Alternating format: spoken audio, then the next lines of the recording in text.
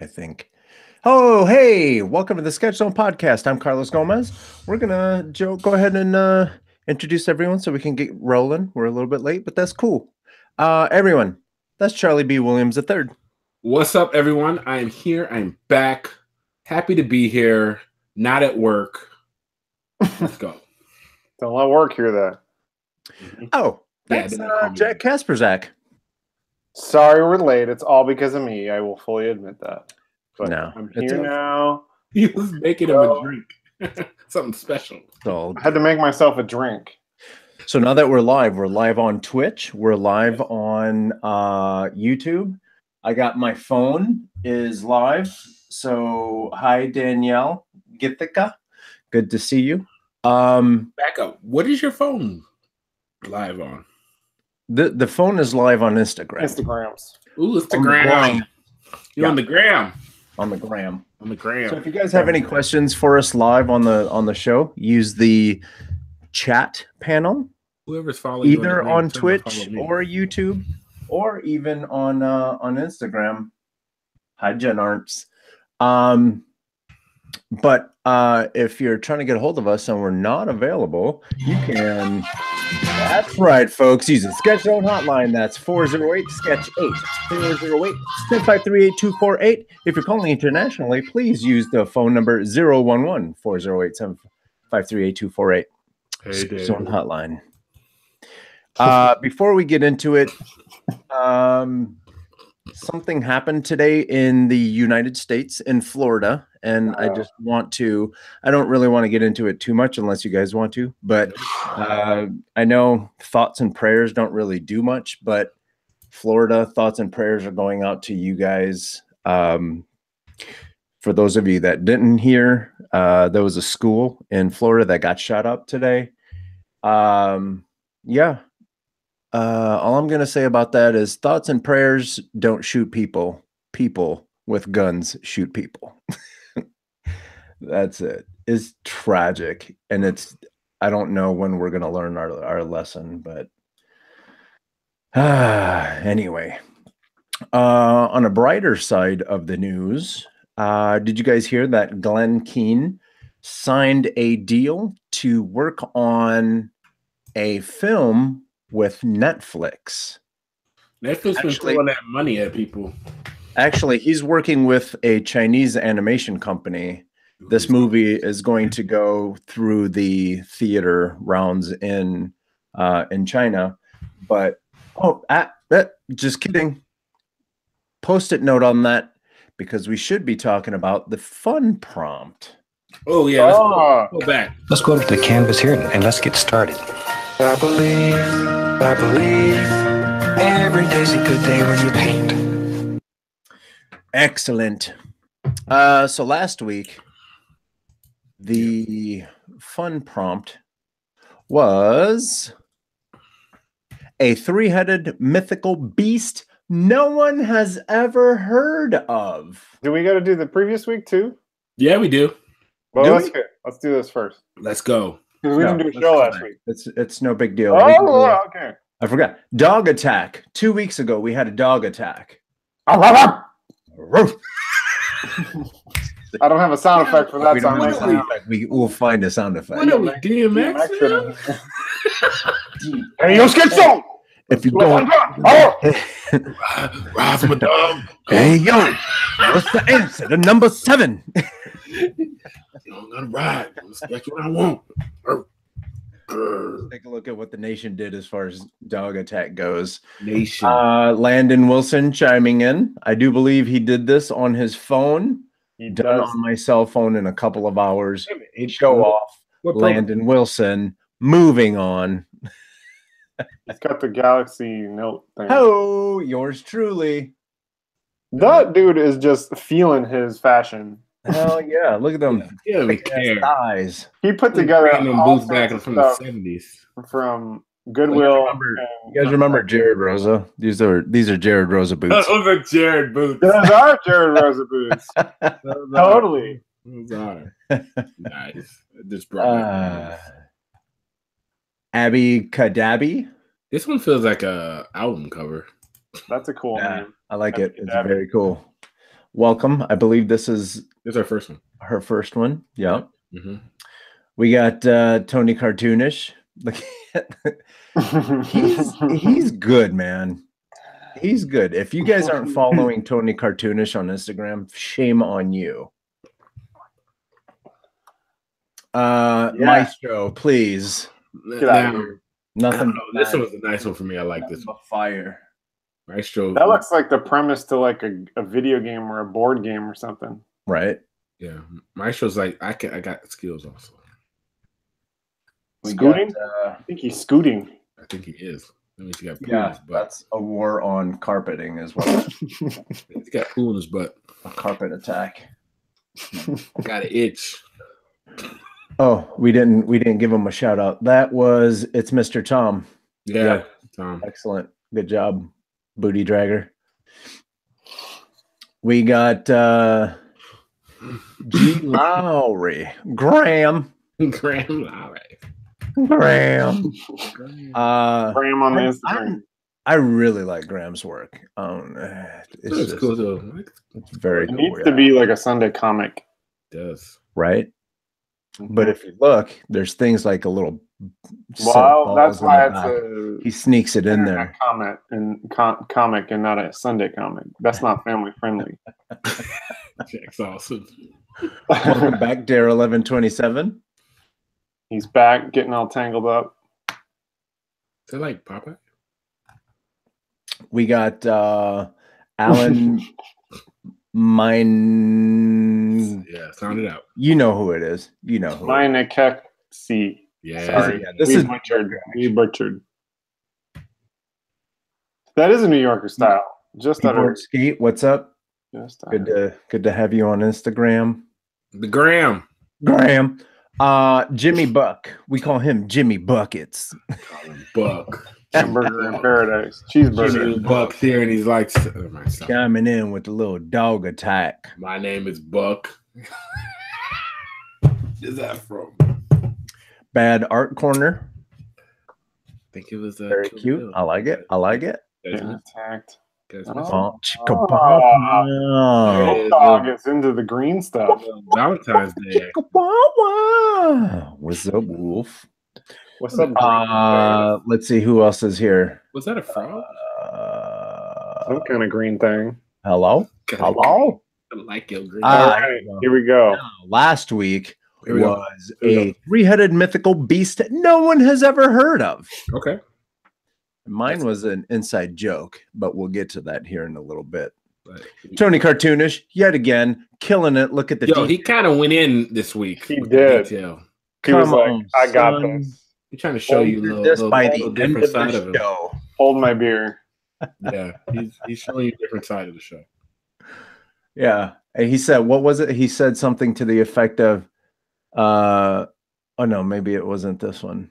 I thought it was, I was in a hurry. So I real quick did this. I was like, felt like showing you his negative space.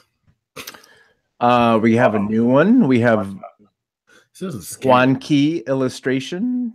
This one's scary. I like that. It's like a old school medieval like shield. Yeah. Except Yeah. one of them is like a squirrel or something. Yeah, that one throws me. It's like, it can be It's- terrifying. Oh, wait, I Like a got it. rat. Hang on, I got it. The eagle's eating the snake. The snake's trying to eat the rodent. Yeah. It's like a They cycle. don't, My three-headed mythical beast. they don't get along real well. That's Wow. what that is. Welcome, Juan Key. One key. Yeah. We have Alex Shagu. Shagu. This one is interesting because I wasn't. You really have to focus to You see. gotta look at it. Mm-hmm. Yeah, Or you miss it. Gotta be woke. got it. Or you got to blink. Like you remember those pictures that you had to like cross your eyes a little bit and you. Oh could yeah, see those 3D ones. Crazy. Yeah, this one's kind of like that. You let your eyes. Stay woke. Moving on. I need to get that soundbite. You need to get that soundbite for me. It's a new segment. Bad Art Corner. 3 chicken heads. That's nice. Yep. So this is ours. This is mine. Three-headed beast. Three-headed mythical beast that no one has ever heard of. Jack bumped into someone that has been on the show, and the person didn't know who Jack was. Yeah, I don't want to put anybody on blast. I really don't. But I do. Let's go. Who? No. No. We're all friends here. In this case, I can't. But I bumped into somebody who has been on the show. How many times? Two or three. Twice. Maybe even. No, I think it's twice. No, I think about two or three. Did he guess? Oh, man. Yeah, and I was like, "Oh, hey, what's up?" And he sort of looked at me blankly, and I'm like, "See, I can't even give the details because that'll give away this person." Anyway, so yeah, and it's not just you, because I've gone up to different people that have been on the show. They've been like, yeah, they give you that glassy-eyed look, like they see through you. Like they might know you, but they might not. Anyway, they know the face is familiar, but they just can't place it. Yeah. And granted, like there's just a lot of people that know a lot of people. So for me, I don't assume that anyone knows me. They don't know. They don't. Rookie Tune been chiming in again. I like this one. This one's very cute. Nice. And it says hashtag Adobe Animate. Just gonna go ahead and say that real quick. Yeah, buddy. But it's not moving. Huh? It's not moving. It doesn't need to move. Okay, cool. Sorry. That's the name of the program, Charlie. I know. That's my joke. The name of the program. We got J Martin 2701 chiming in with their three-headed mythical beast. Now they play together nice on this one. Yeah. Take a little nap. What did they say it was? My polar hippodial. Polar hippodial. Oh, wow. There you go. Very cool. Good job. Welcome. I believe this is J Martin. That's the first. That's the first. The master. He even got a little I love that. in there. He's got the warm colors going the on this one. atmosphere and the scale size. Yeah. Look at the warm tone on the underbody there. Under chin. Love it. Love it. Makes me feel good inside. Yep. Graham is back in. I just really love his style. His style is so Graham. It's a little bald head kid makes it. Yeah. That's like a monk baby. Yeah, what if he was a monk? He just This is a new one too. Refried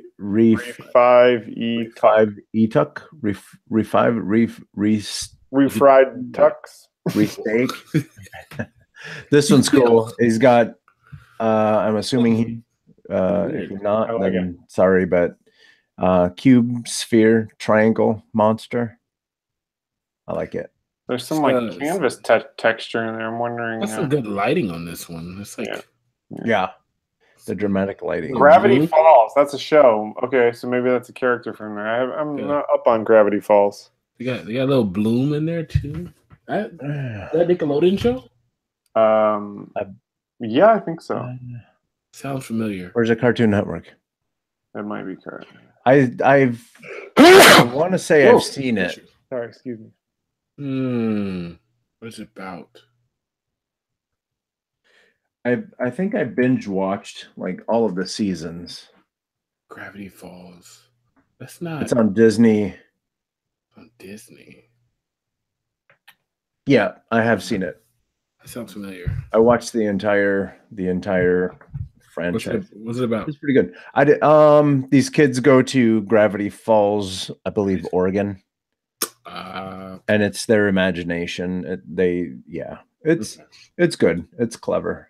Cute. A little clever. Abowitz, welcome back. Very cool. I like what he did here. Heads for hands.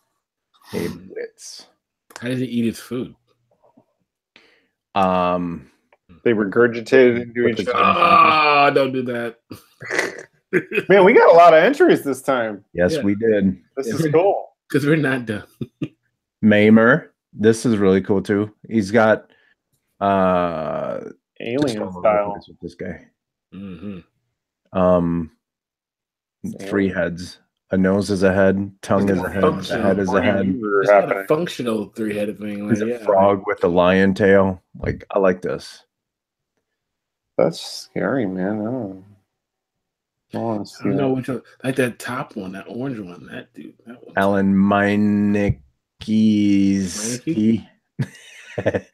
We're gonna have to have all these people on the show just to hear how to say their name.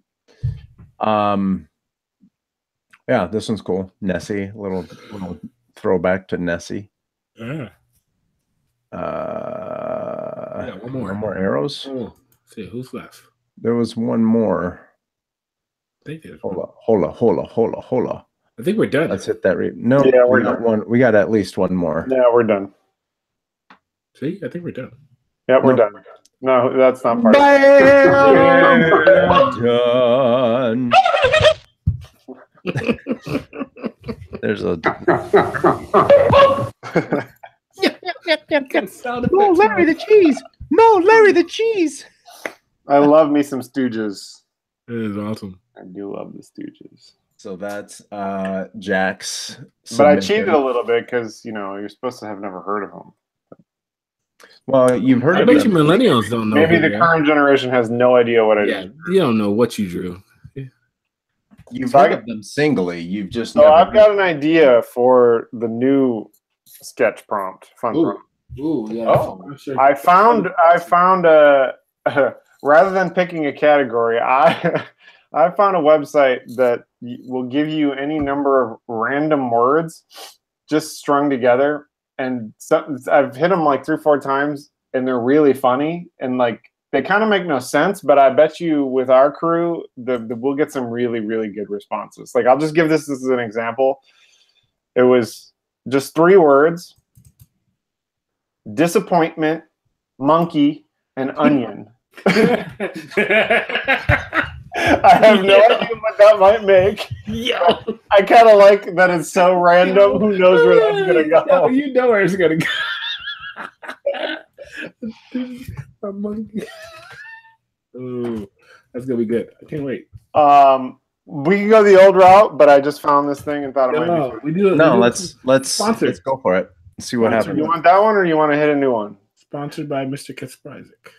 And how complicated do you want to go? How many words do we want? 3? Should we start with 3? Yeah, let's do let's do 3 and then see where it goes from there. All right. It's good. Let's do it. Let's do it. Let's do it. Sounds good. Lobster, piano, and intimacy. Oh boy. I knew Oh, this site was boy. good. I would've- Oh God! Yo, it's so good. Hey, Schlonglord, keep off this one. Oh yeah, speaking of which, there was one. There was one that we couldn't share on our family friendly Yeah. page, but we could probably share it here. Yeah. maybe. And I have to say, I thought it was hilarious, which then made me nervous because I always get in trouble. Yeah. And even Shiloh sent it to me, and he's like, "Hey, you haven't shared this one," and I was like, "Yeah, I know. I think it's hilarious, but I just don't want to get in trouble." And it was a horse, but the 3 heads were phallic, and so He does. I started sharing it, and then I was like, "This is where I get in trouble." Because someone's man. baby's gonna see a 3-headed horse.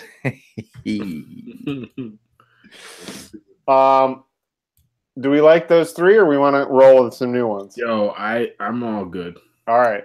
So we're trying something new this week, guys. Sponsored. It's a sponsored one. We did it before. been good. Yeah. Three random words, and the lobster piano intimacy. words are... That's gonna be. We we just got done talking about a three-headed horse. Oh man. So all right. Good. Oh man, these are all so good. I can just hit this again and again. I like the random next one. It's gonna be good. It's gonna be good. It gives us. It's gonna freshen up the. What was the next one? The next one was cockroach, patience, and beer. Yes. Oh, I think too. I don't know what he's doing, but it's gonna be good. Are we doing lobster piano intimacy? Yes, let's roll. Let's roll. All See right. what this crew can come up with. This is some weird random stuff. Lobster piano intimacy. Let's go over to the canvas here and let's get started. I believe every day's a good day when you paint. So if you're watching pretty much anywhere, lobster piano intimacy. So yeah, back to Glenn Keane. He was hired by a Chinese animation firm that was then Netflix kicked in a bunch of cash to create this movie. In China, it's going to make its rounds around the theaters. In pretty much everywhere else around the world, it's going to go to Netflix. Okay, so is Glenn Keane like freelance? Is he just on his own thing? He's just doing his own thing. Yeah, I think he's hired. I think he's a contractor. How does this work? Yeah. I thought he's somewhere else. Yeah. I don't know how it works with China, but I'm assuming similar that he's effectively the director or he might be. It doesn't say, but I'm going to guess he's a producer or executive producer as well. So yeah, he kind of comes on for this project. Effectively a contractor, yeah. Slash Film talks about it. He says his handiwork is synonymous with Disney animation renaissance in the 90s. He'll work with Netflix and the rising Chinese animation studio Pearl Studio for their animated film Over the Moon. Keane is directing Over the Moon, an animated musical film about a girl who builds a rocket in hopes of traveling to the moon and meeting a legendary moon goddess. Okay. The project, which Netflix announced on Tuesday, is a collaboration between the streaming service and the Chinese animation company Pearl Studio, which will be released theatrically in China and everywhere else on Netflix in 2020. Well, that escalated quickly. Build a rocket and meet a moon goddess. Okay, cool. Intimacy. Which is it. There's a lot of media companies or people that are trying to get into media that are doing this, where they're paying people to make movies that generally would go to the theaters, but instead they're just serving it up on a streaming service, because they're assuming the streaming service people make money by memberships. So if they have better content than the movies are coming out with, people are going to stay home and pay for these memberships. Mm-hmm. And then there's other companies that are trying to work on having movies available the same night that they're available at the theaters. Yeah, that's a hard one, I feel. Yeah. You got to make that. And deal. so that's why you're probably going to start seeing a lot of theaters doing like the dinner theaters and stuff like that, where you can watch a movie and have a nice dinner. Mm-hmm. Because going to a movie and paying $45 for a bucket of popcorn, nobody wants to do that anymore. Mm-hmm. Well, if the movie theaters were smart, if they were smart, the major ones, right? AMC, Movieplex, all these other major ones. What you would do is you would upgrade your damn websites, and you would just offer it on the website, or There's a lot of companies that are getting into that too, or make an app. The movie theater has made an app. You already got a deal. Comes out in your theater and comes out in your app, and then that app is on everybody's TV, smart TV, and everything else like that. And you have and it's the movie theater, right? It's your movie theater. It's not like you don't got to have a bunch of extra new content. You just got to have the same content that's in the theater. Yeah, So third-party company, I always think, man, that's kind of got to be hard to cut into their marketing, work with the movie theater or the movie houses. But you already got it. You just expand the notion of your reach, and then you get the streaming dollars, right?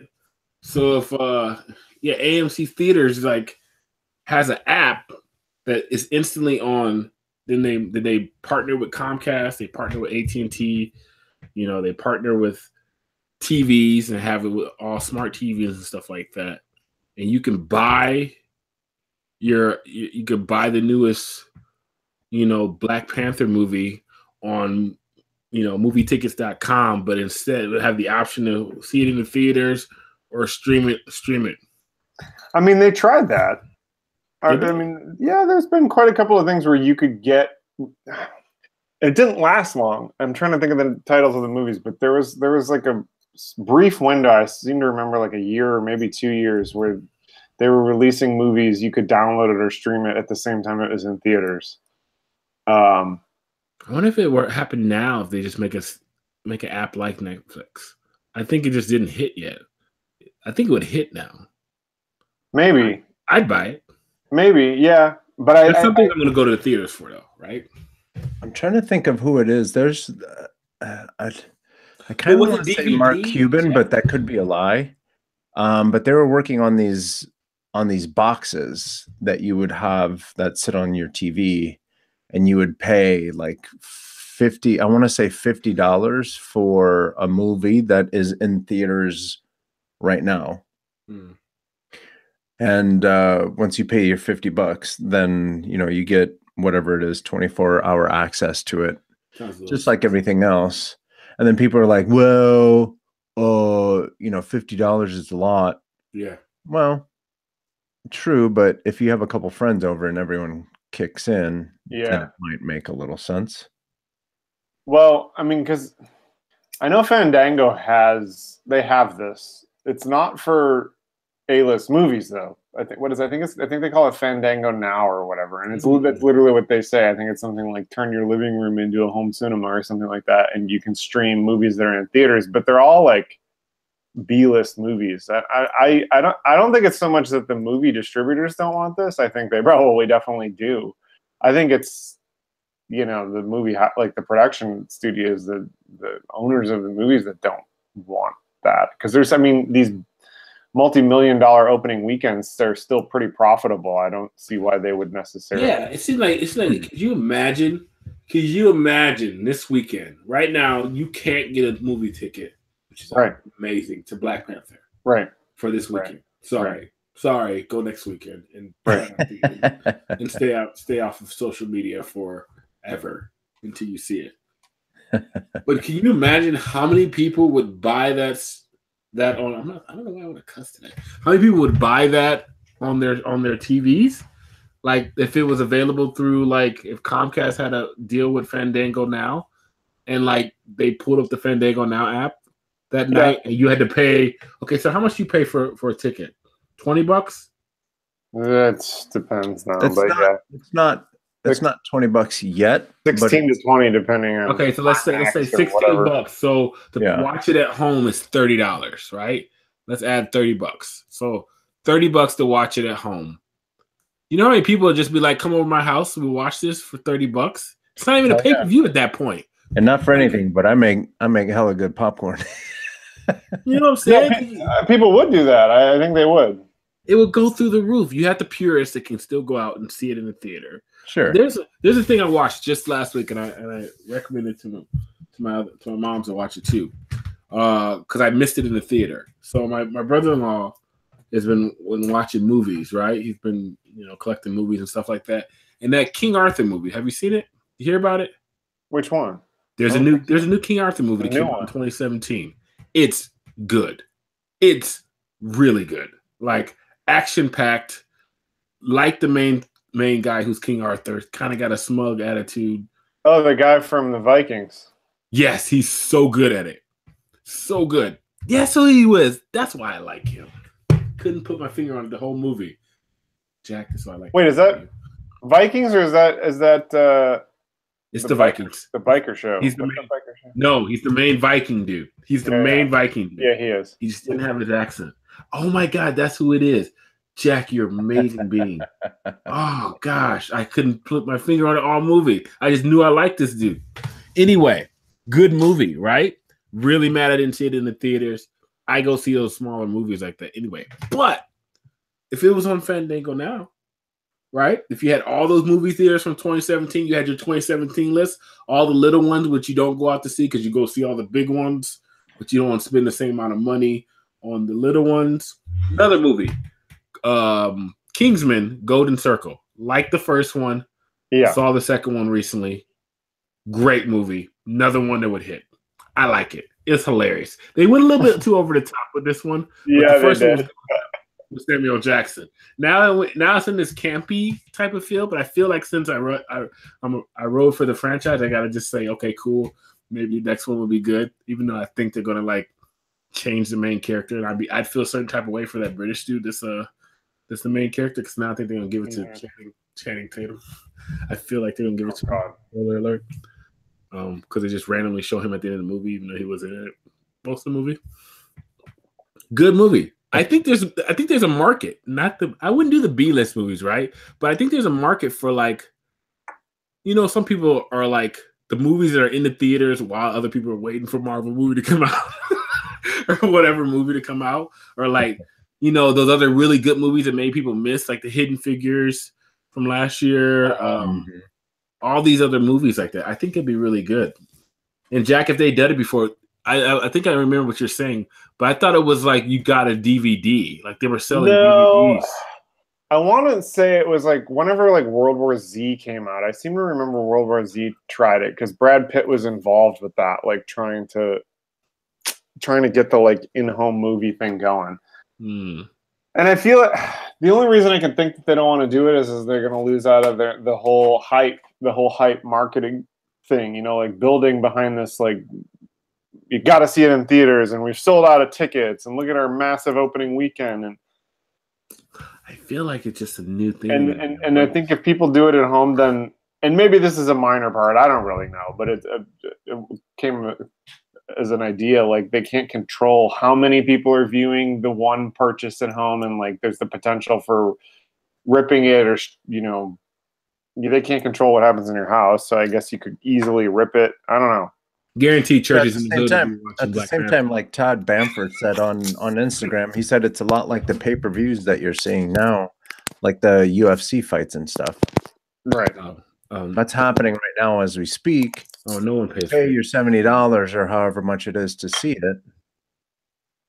That's true. Yeah, or you That's true. There's the actual event in the stadium, or you just go to Reddit. Or and find that English stream that's HD, so that you don't get duped. No, UFC is actually worth paying for. Actually, it's boxing at times. It was that Mayweather boxing thing last year, but even that, I feel like there's just like markets for those. But cool. Yeah, I think it's especially the people that like to go to the theaters. They go to the theaters. Yeah, I like to go to the theater. But I like to go to theaters. It's a whole thing. It's a whole like weird thing I have. Yeah, I go to the theater by myself. At the same time, there's sometimes I don't want to sit in traffic. Yeah. On a Friday night, I'll go to the movies and on the couch and just chill. Mm-hmm. Cool. Yeah. So,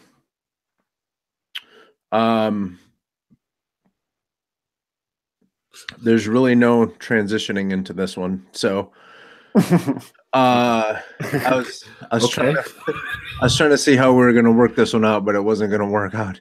So we're gonna hard transition into this week. Where was it? I think it was in New York. A judge awarded a graffiti artist $6.7 million after some of his work was destroyed. Back up. Wait a minute. Yeah. All right. Was it in? More money. Was it on display in a gallery or something? Nope. No, it was spray painted on a building. Stuff. It was legitimate tagging graffiti. Spray painted on a building. Illegally, right? Yeah. Yo, is that judge gonna get in trouble? Why? Well, there's a community mural. There was some law that said, where is it? I'm trying to find it. I found this story on PIX11, PIX11.com. NPR's got it too. I'll post the link in the. A New York judge has awarded $6.7 million to graffiti artists who sued after their work was destroyed on a building torn down to make room for luxury condos. Well, now they can afford a condo. Wouldn't that be federal funny? Judge, blah blah blah, in Brooklyn noted Monday that there was no remorse from the owner of the warehouse buildings. Long Island developer, blah blah blah, allowed the painting for decades on the property. In November 2017, during a 3-week trial, 21 aerosol artists. Aerosol artists. Wow. 21 aerosol artists sued the owner of the Long Island City, Queens site known as 5 Points. Oh, it's 5 Points. The case was based on the visual. Here we go. This is what I was looking for. The Visual Artists Rights Act of 1990. That federal law allows artists to prevent any destruction of a work of recognized stature and any intentional or grossly negligent destruction of that work. So this building was there. These artists went and tagged it all up. Famous, and it was there for decades. It's probably the famous graffiti on 5 Points. Then that's probably you probably get to see the. Do you know what building it is? I bet you it's the one that was in all the documentaries. Actually, probably because it's. I mean, this thing is tatted up from head to toe. But yeah, I mean, dude was sitting on this building for decades, and it was painted, and now it's a part of the. I guess the mystique of that area. And then he just said, screw it. He tore down the building. Well, you wanted that money. Well, yeah, because that's kind of what happens. You sit on a spot until it gets popular. And then when the Starbucks and the Targets start moving in, it's the famous one. Oh, that sucks. They tore this down? Yeah. It's the famous one that was in the this in all the it's New York graffiti documentaries. I think it has there's I think there's some Banksy not on that wall in that building. Also, like people would come. The whole building is like inside and out. Yeah, like, people. It's like a mecca for like. It says here before they vanished, the graffiti artworks became a tourist attraction, drawing thousands of spectators daily and forming a backdrop to the 2013 movie Now You See Me, and a site for an Usher tour, the judge noted. So yeah, like it was graffiti, and if dude would have took it right down and it wouldn't have become a big spectacle, then maybe these guys, the what they call it, the aerosol artists, would have been out of luck. But that's not the case. Wow. Dude sat on it for a while. Ricky, I should be drawing right now, dude.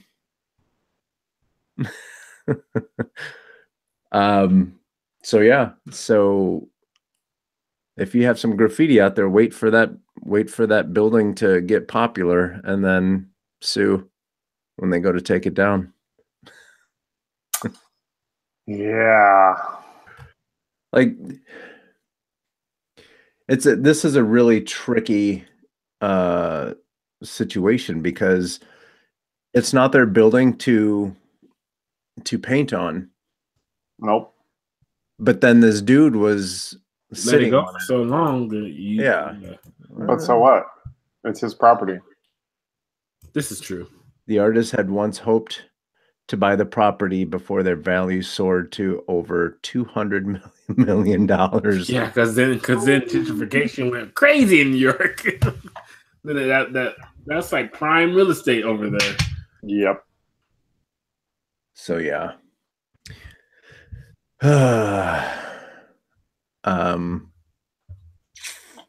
Yeah, graffiti artists are millionaires now. Well, actually, I'm sure they have to split that, not just with their lawyers, but also between, because what did they Various say? artists, yeah. There's a lot of artists on there. Yo, I want to.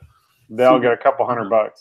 I don't know how to segue this next, but we could probably just throw this topic before we end the show.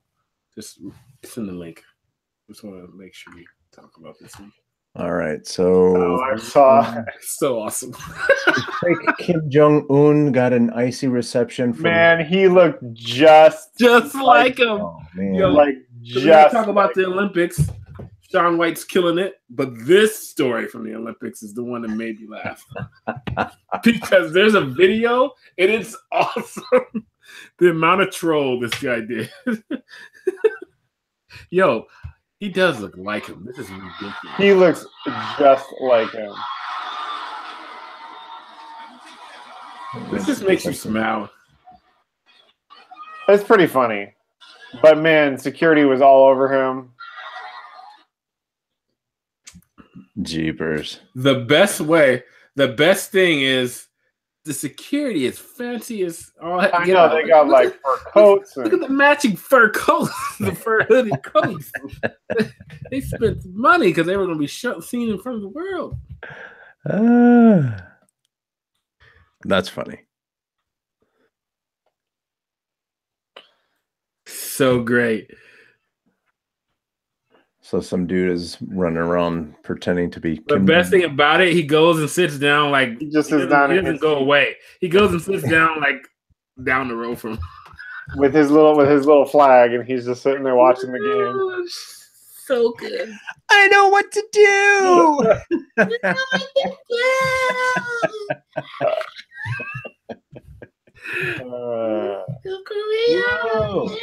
And there's all these like photographs of people in the crowd's reaction because they're so upset they don't take it. Like tight. But hang on, let's step out of our American shoes and put ourselves in like some South Korean shoes. And I'd be tight. Yeah, I'd be yeah.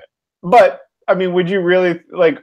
Do you think they're reacting that way because they legitimately thought it was him for a minute, or that they are offended that there's somebody impersonating him and making a joke? They're offended at somebody impersonating with it because this one picture with him on the side, like they were like ignoring him, or I don't know.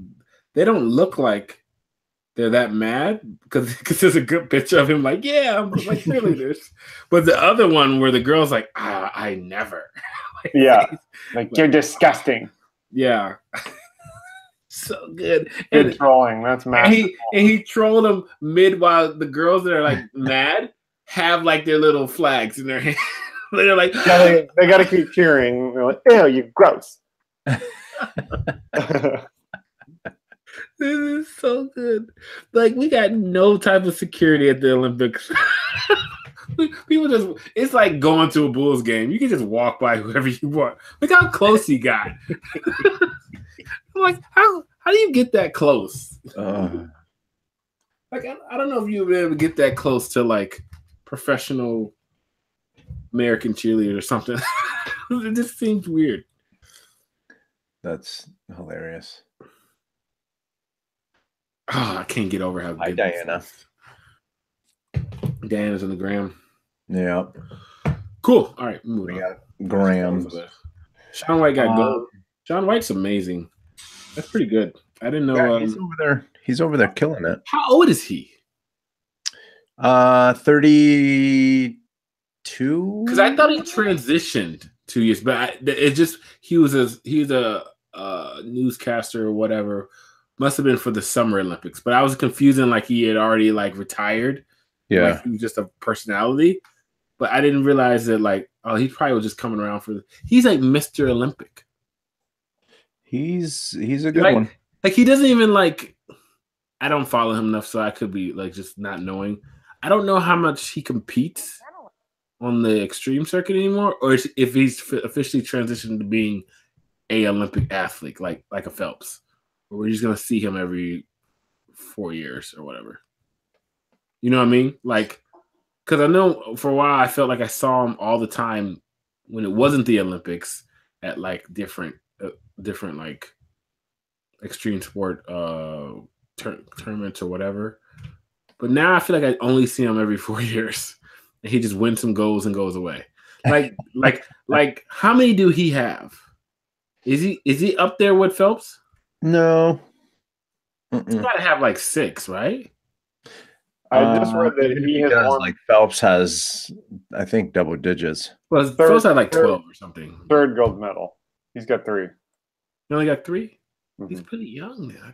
I feel like he's been in. But he won the 100th gold for the U.S. Oh, we got that many this year already? I haven't been keeping up how many goals we have. No, I think it was the 100 goal, 100th medal. Ever? I think all it says is the 100th gold for the U.S. in Winter Olympics. Yeah, okay. That's pretty special. Well, it's not bad. He's pretty good. Not bad. Speaking of being pretty good, yes, Jack is here. Jack. Huh? What happened? Yeah, everyone, for as long as I've ever known Jack, everyone has loved him and his work. What you say, brother?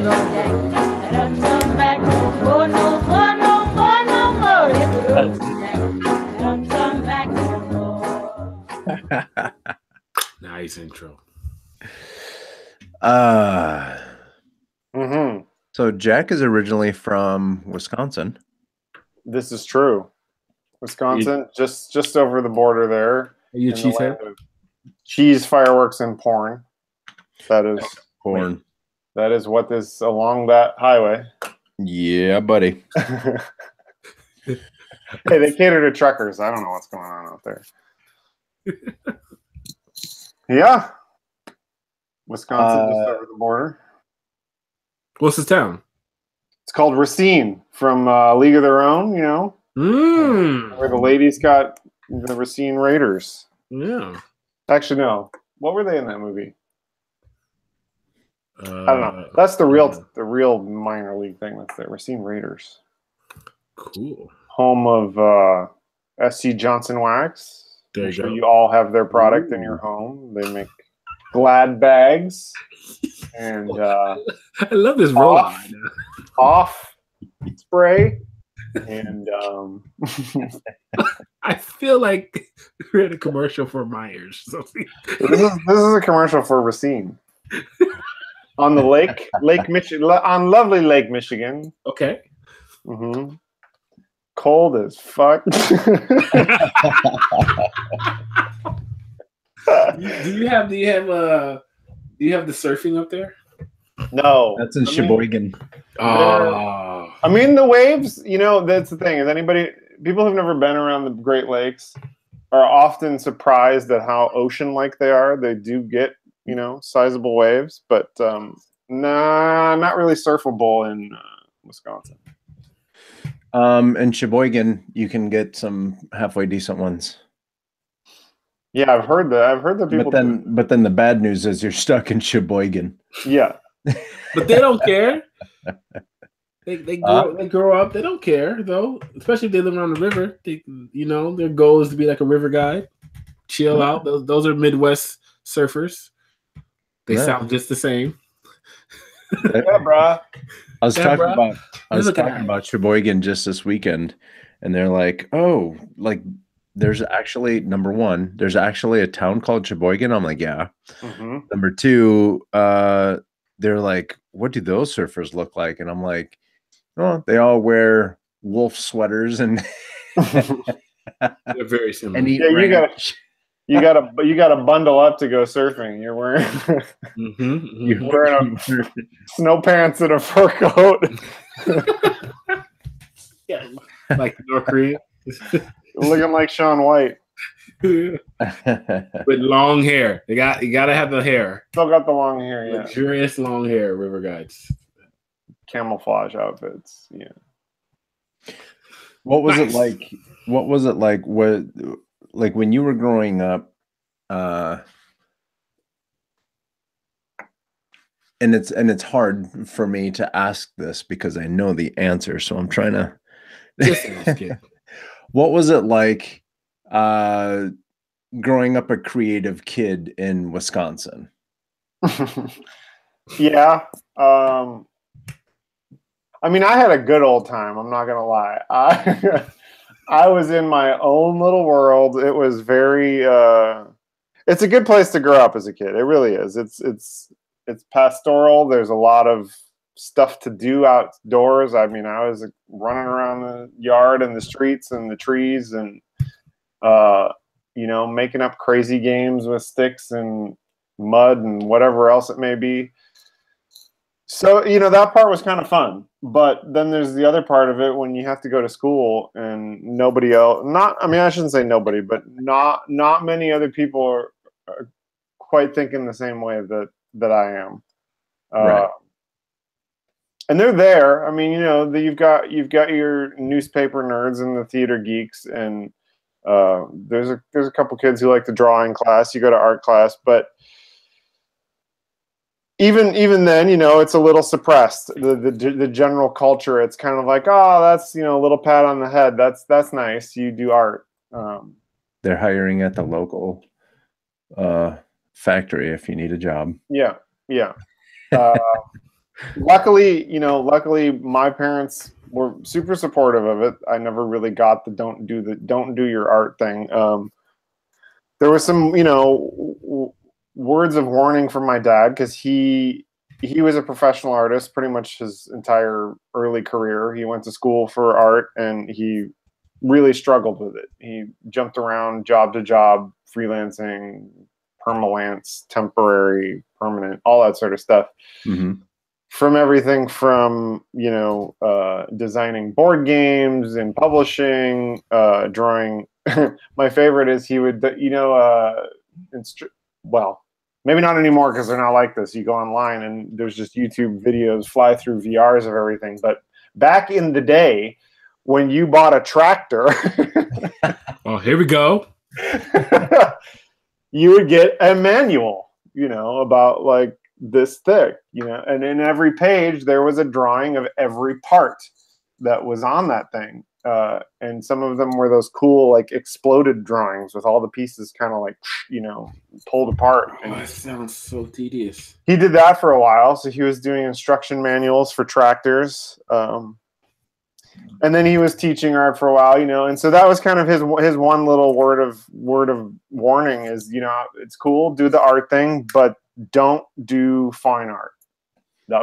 And it wasn't a mandate. My parents weren't like that. They didn't give me these ultimatum mandates, but it was kind of the don't do fine art because you're gonna struggle, and that's the last thing you should do. Yeah. So they kind of pushed me more towards commercial art or teaching. The teaching thing kind of never really went through because once I saw like commercial art and started touring schools, I was like, yeah, that's what I want to do. Yeah. Right there. The thing right there. I know what to do. I know what to do. I got it. So, but yeah, to answer your question, it was a mixed bag. I think in some ways it's awesome, and it's all the stuff that you read about in movies and novels with the creative kid who runs around crazy in the yard and writes weird stories and books and plays games and all that sort of stuff. And then there's the other component where a lot of people just don't really get you, and the ones that do, it's on a very surface level. It's kind of like, yeah, I draw too, or there's not a huge community. I mean, I had to drive 45 minutes to get to the nearest comic book store. And I don't say that like we were some hillbillies. We didn't really live in the middle of nowhere. It just is not that prevalent there. Right. So yeah, that's what it was. So with that being said, when did it turn into, so by commercial art, was that more of like graphic design and all that good stuff at first, and then it switched, or then it transitioned into? Yeah, well, I mean, I guess maybe it's kind of the story of a lot of creative kids' lives is, well, just a lot of kids' lives in general, but you're going through high school and you're starting to be like, I don't really have any clue what I want to do for the rest of my life. And I think with me, it was even more so because it's like I knew that art was a tough field and doing anything creative was a little out there, and there wasn't a whole lot of support in the community I lived in. I shouldn't say support, but there wasn't a whole lot of resources. So it was kind of left with that question, like, well, I mean, I don't really know anything else. I don't know accounting. I skipped out of my chemistry class, even though my mom's a chemist. She wasn't too happy about that. Your mom's a chemist? That's awesome. Yeah. So that's cut that part out of the show. that's the other half of. Well, I didn't skip out of it. It's nothing she doesn't know. I just doing horribly at it, and I was like, I'm done with this. I can't do this anymore. And she was like, yeah, okay. It was no joke. My mom was a chemist also. That's cool. Awesome. Yeah, that's the other half of my genes is science brain. Yeah. So my mom was a chemistry major, and she worked as a chemist for the city for a long time, and then she was also a teacher teaching math and chemistry. Nice. So, by the time like schooling options came around, it was like, I don't really know what to do with this. And at the time, both of my parents were teachers. So that was kind of the major influence I had. I was like, well, I could always teach art, I could either teach fine art or teach some sort of commercial art. So that was like my de facto plan. I was like, oh, I'm going to go to the local community college and then work at a high school or something as a teacher. But that's just because I didn't really know any other options. What you want to do, yeah. I don't have that same story where like a lot of other kids are like, oh, I saw, Lion King or whatever. And, I wanted to, that like never even entered my mind. I guess because it never really dawned on me that was a real career. That was more like those magicians out in California that like those people aren't real, it never. Then there's like a Midwestern mentality, and I'm sure you can relate. There's a Midwestern mentality to not really expand outside the box. And even if you have the personality that wants to, there's still that kind of drives you to stay. That ingrained cultural subconscious kind of like huddle down at home, find something that works here.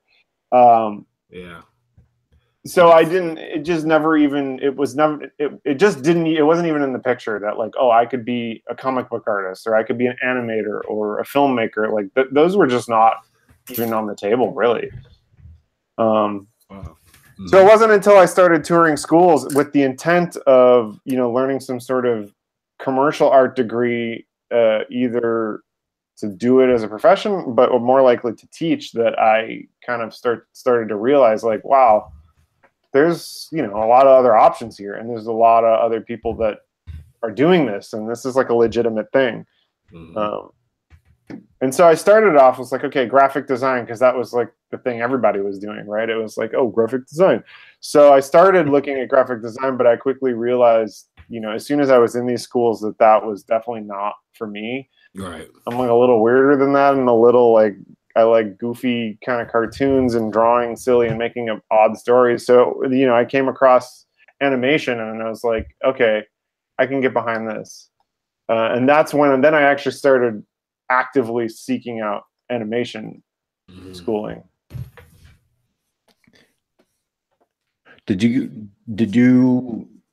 Were you doing any kind of animation before you went to college? Yeah, but like I said, in the Midwest, it's like that weirdo kid that holds himself up in his bedroom and does it by himself. Yeah. So it's like I had there wasn't even cell phones, right? So it was Right. What did I have set up? I think I had like one of those like really bulky digital cameras when they first came out, and it was like a whole process. It wasn't even like a disc. It was like a whole thing. You had to like get out the cable and connect it to the computer, and then it was like slowly transferring some stuff. So it wasn't like instant, but I was doing some stop motion stuff. I was like playing with the Legos and the Ninja Turtles and all that stuff. And then me and my cousins would always make these like short films, usually like horribly unoriginal knockoff parodies of like Star Wars or like Indiana Jones or whatever you name the blockbuster, and we were knocking it off and making some like stupid parody. And every once in a while those had like some visual effects, or like but I didn't have Nuke and I didn't have Maya. I didn't even know what that was at the end. I think my brother bought me some weird software called Super Goo. And it wasn't even meant to be like. I remember Super Goo. For real? Yeah, isn't that where you put in a picture and then you can just like. That's exactly what it. Yeah, it was. It's not even a visual effects program. It's literally just like an image. It was horrible. Image distortion. Yeah. Thing, and the Spoiler funny part, alert, the commercial was way better than the software. Totally, it was. and a practical, pulling this forward to now and something relevant. This is kind of like how available technology informs the art that's output. How you saw everybody putting out lens flares, or then you saw everybody putting out ambient occlusion, whatever, drop shadows, or everybody's doing transforming robots now, whatever it may be. Man, we came up with these parodies, and every single one of them had to have a character that could like melt, or like like their face could go like blah, blah, blah, It was like it didn't even matter what the story was about, but we're gonna use this and it's gonna be in there. It's gonna be amazing. Someone's getting melted. So yeah, and I mean I remember as a kid, my dad always would enroll me in this local art museum, Westham Art Museum, and they always had art classes. And I do remember taking an animation one, but it was, it was definitely geared towards little kids. So it was we had like the pad of paper, and they showed you how to do a bouncy ball on a flip pad, and then we did a little stop motion thing with cars moving around. So it was pretty basic, but yeah, there was some filmmaking, some rough animation. And then you ended up going to AI. Yes, I got artificial intelligence, and now I'm the way I am. So what's school, for those who don't know? What was it about that school that became so attractive to you? That's a good question. I toured quite a few. I actually applied to Pratt, and I toured MIAD in Milwaukee, which is much more fine art related, but they do have some commercial art programs. And your dad already told you to stay away from fine art. Yeah, he did. And I don't know. I don't know what it was. I think I remember touring the main floor where they had kind of like the art gallery and all this stuff, and I was really, and at the time, Jan Gaitan, one of the I was gonna say it, and go ahead. Yeah, at the time, Jan Gaitan, who was one of the animation professors, had art installation in the lobby, because they would use the lobby as like this art gallery thing. And she had one of her art installations, and she would do these massive installations of like a room or a scene or something happening, but it was all she cut it all out of foam board, like piece by piece, and then drew on it with Sharpies, only Sharpies. So it'd be like an entire like dungeon. So it's like the walls, the bricks, the chairs, the chains, the whatever. Everything was made out of foam core and Sharpie, and it was all black and white. So it had this like crazy like Tim Burton, but like I don't know, like cut out. I don't even know how to describe it. There's probably photos somewhere online. Dude. And I remember walking through that and thinking, like, this is so bizarre, and like that somebody not only are there classes and there's a program, you know, geared around this type of thinking and this type of creative stuff, but like this woman actually is like got a career out of it. Yeah, she's teaching, but at the time I didn't know what her other career was. I didn't know if what her professionals, you know, how she had done it in the industry, but that might have actually done it more than anything else. That I was like, man, this is, and the funny part is I had no context to it. I didn't know if it was a student. I didn't know if it was a teacher. I didn't know what program. It was just you, and you guys know this, but the listeners don't. Like, Art Institute was like in a commercial building. It was like an office building, like super clean, looked like a freaking Wells Fargo. And you go into the main lobby with like the straight up like silver, you know, elevators, like super corporate. But then you turn to the right and there's just the lobby of the school, and it had a glass front and just like little chairs and a desk or whatever. But that area was what was always used as the art gallery. And so you walk into this like corporate thing, this corporate business, and then turn to the right and there's just like this weird like Tim Burton barfing like Sharpie explosion just like all over the place. And I was just like, I don't know what this is, but I think I want to be a part of it. Dude, Jan had the same type of deal when I visited, but it was her other side. So I think she got some mileage back when they did those open houses, because they stuck her upstairs in another room, like one of the smaller like rooms, like not like classrooms, but one of the smaller like side rooms, but like the whole room was lined with her stuff, and it went from like drawing all the way to like her like 2D animation, all the way to like her 3D stuff. And I was like, oh, this is, and it had the same type of like effect, like, oh, this is pretty good, you know. And I had, you know, viewed the other campus first, but something about when they did the Chicago one. Yeah, I did the. Yeah, I actually did that one first as well. Right? And something about the demos they did. I was not impressed. I was actually like, no way. I did the summer program, so I came up and stayed a week at DePaul's dorms. But then they messed up and shipped us all out to the AI Schaumburg, and it's something about Schaumburg's open houses back then. you know what it was. It was the staff. It was the teachers were really great.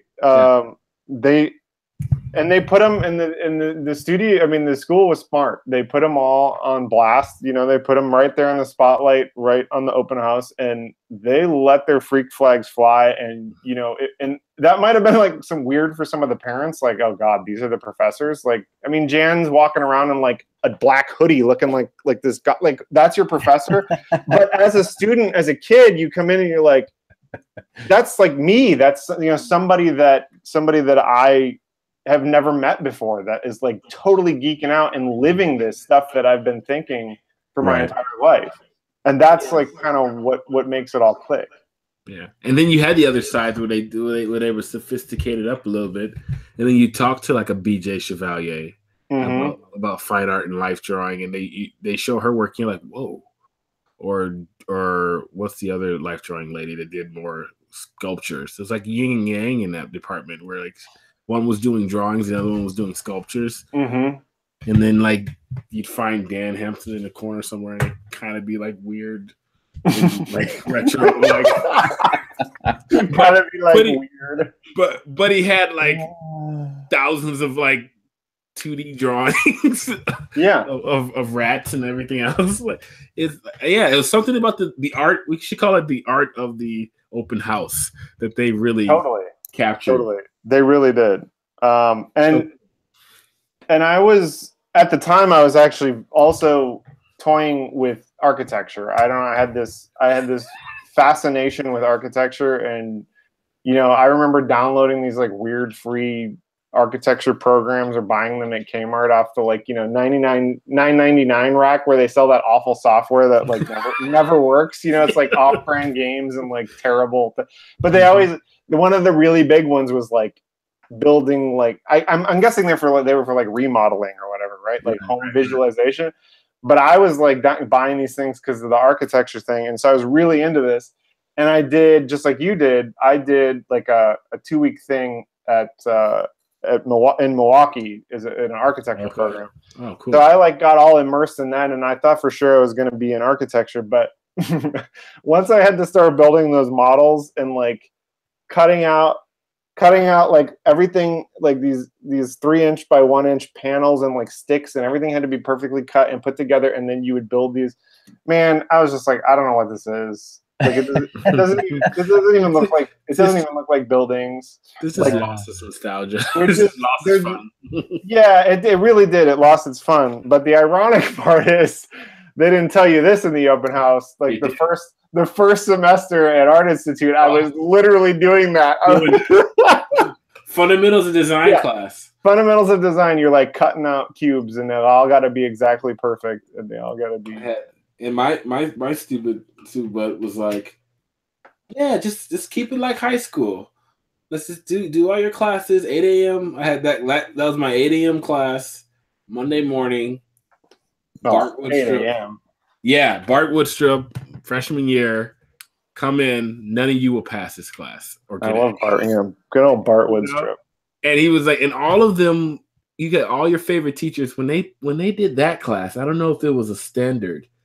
They were some of the worst versions of themselves. I don't know. Or the best versions, because they made you do everything perfect. It's like a catch-22, and maybe it's one and the same. I don't know if they hated that class equally as much as the students, and it came out, or they knew that they needed to make the students hate that class to get the fundamentals like ingrained and drilled in you, because they would just turn into drill sergeants. I remember I remember sitting at home in my dorm that first day or that first week, and I was like, what the hell is point, line, and plane? I'm literally drawing black circles. One has more weight than the other.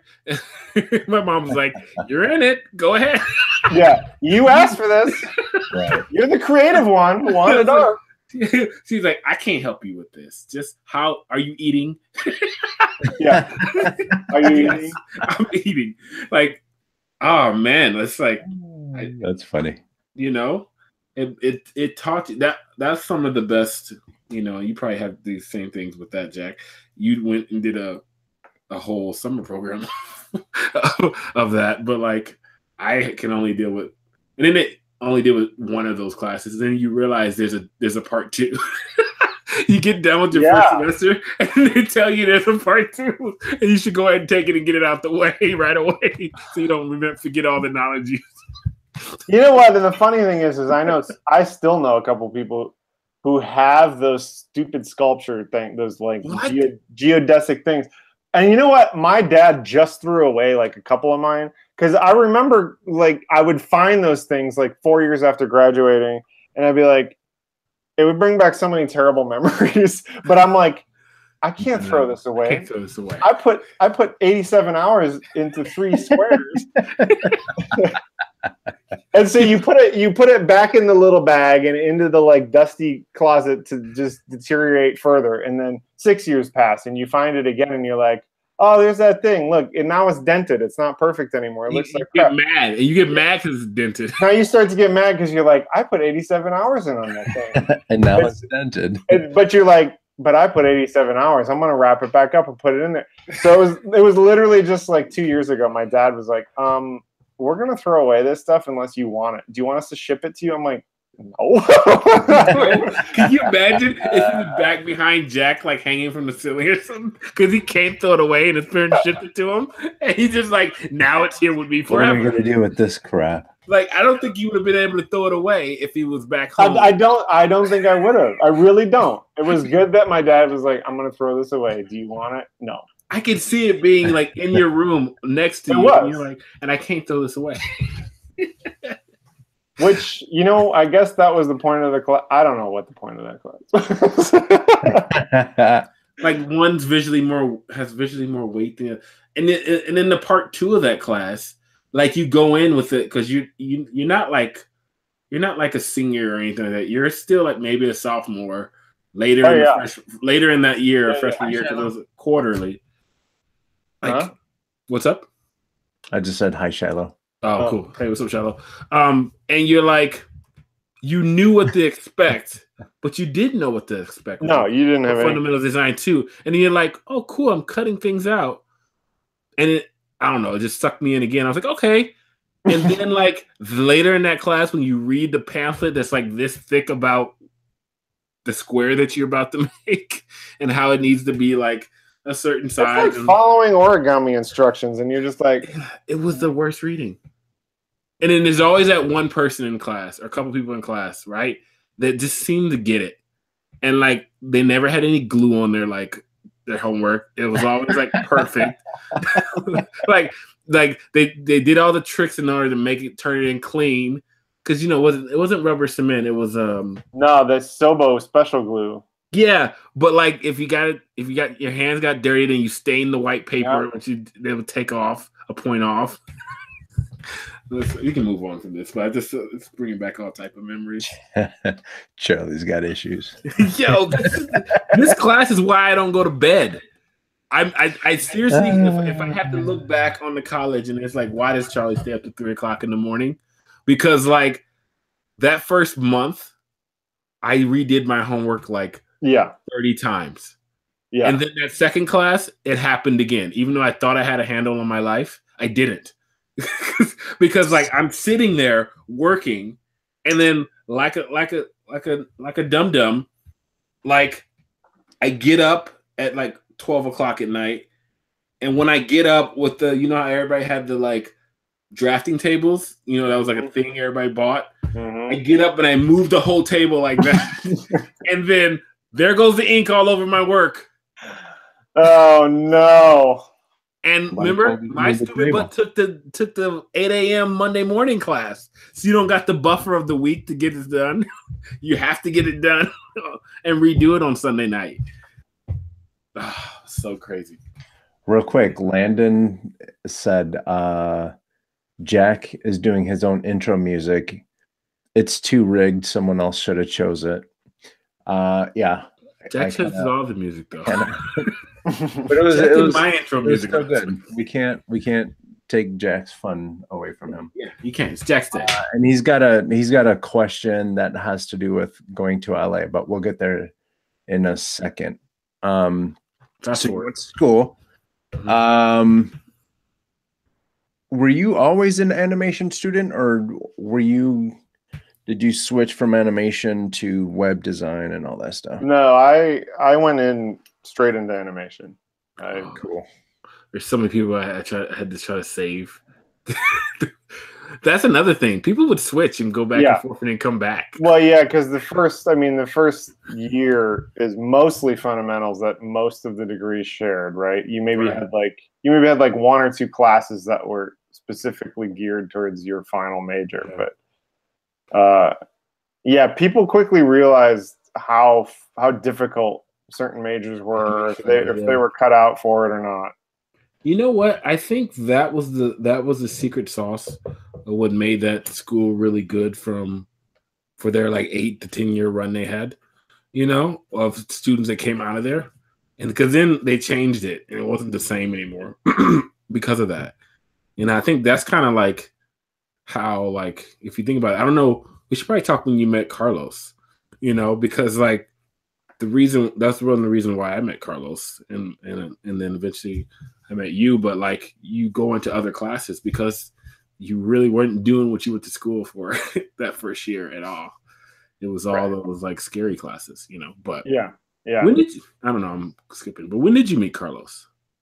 They had the department, the career services department, which effectively was, and Carlos can explain this better because he worked there, but it effectively was in place to assist students right before graduation and then after graduation to help place them in the industry. Help them with the resumes, help them with their demo reels or their portfolios, and help them apply, and ultimately, keep track of who's working where and how successful the school is and all that stuff. And also, correct me again if I'm wrong, but also kind of keep the school in line and communicate back and forth between employers and like what employers are wanting. And, this batch of students just doesn't get it. You guys fucked up on this part, whatever it might be, or we really could use more of this or whatever it might be. So he was working there, and they always had like a student assistant to just help do like clerical work or make copies or whatever it may be. So I took the job there, you know, for some extra tuition discount. And so I was working in the office, and he was, you know, Carlos was one of the advisors. And so, you know, just being, you know, like the student, you work with these people, or they're giving you tasks, or you get, it's slow one day and you're like wandering around. And Carlos was definitely, you know, the most friendly and congenial, and you know, he was loud. He was the loud one. Loud one, definitely that. So I'd be like wandering in his office, and it was a good opportunity, you know, just to learn from somebody who had already been in the industry, and, you know, get the gossip on other students, and like there it is. And like check out, you know, and I had like a little bit of advantage. I was already like looking at the point of graduation from the point of I don't think I was a freshman at that point, but it was pretty early on. Hey, sophomore, right? Yeah. Yeah.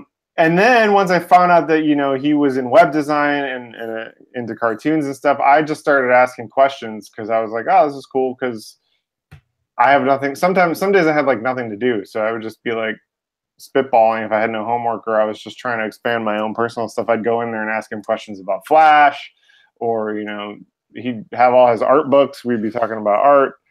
That's when he's running the big user group. So he's bringing professionals to the school.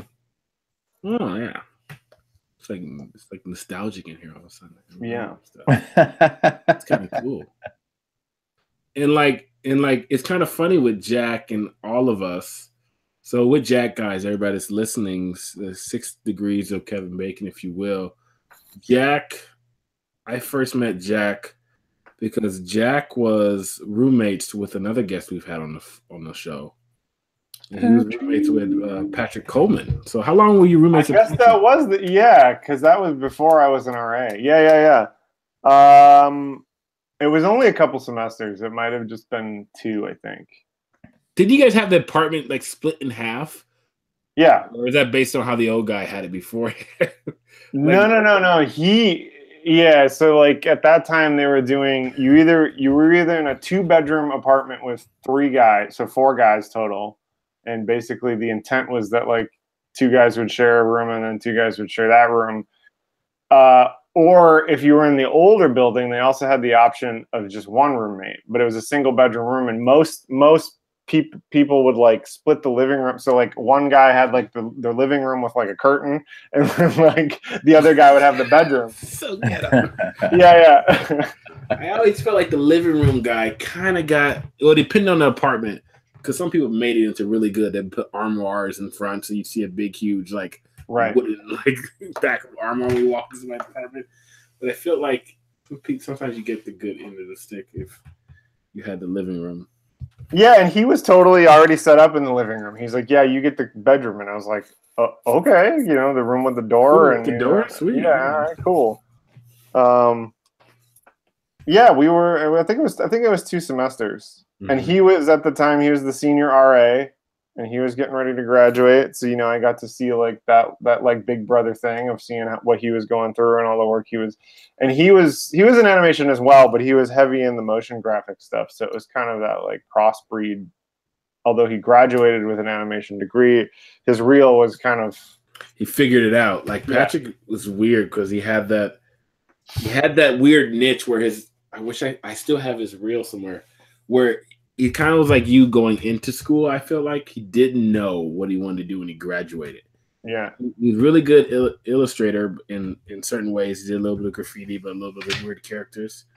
But like you got to see him like evolve into like I feel like after he graduated, he got it. We can talk about that later. But anyway, that's kind of an interesting time he had because he painstakingly went over the reel. Yeah, his reel. He was like, he had so many iterations. And that's what's funny, because Patrick was one of my students. I was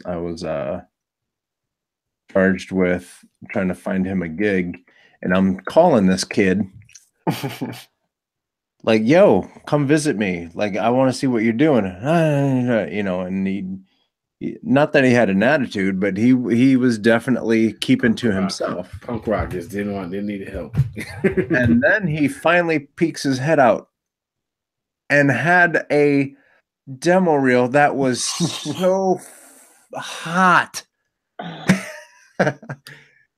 There was like 2 or 3 demo reels that I kept just handy. So when people came to talk to me about, oh, I want to do something, but let's take a look at my demo reel. We'd watch their demo reel, and then I would go back. I'd either watch Patrick's or what's his name? Big red dude. Drew. His demo reel was hot. And there was a couple other people.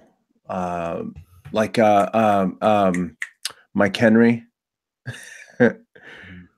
That kid, he's just It was interesting, but even remember his demo reel though. When you look back on it now, it was still like not animation, not really motion yet, but it was really good. Right? It had like something, had a little bit level of graphic design, which I felt like influenced.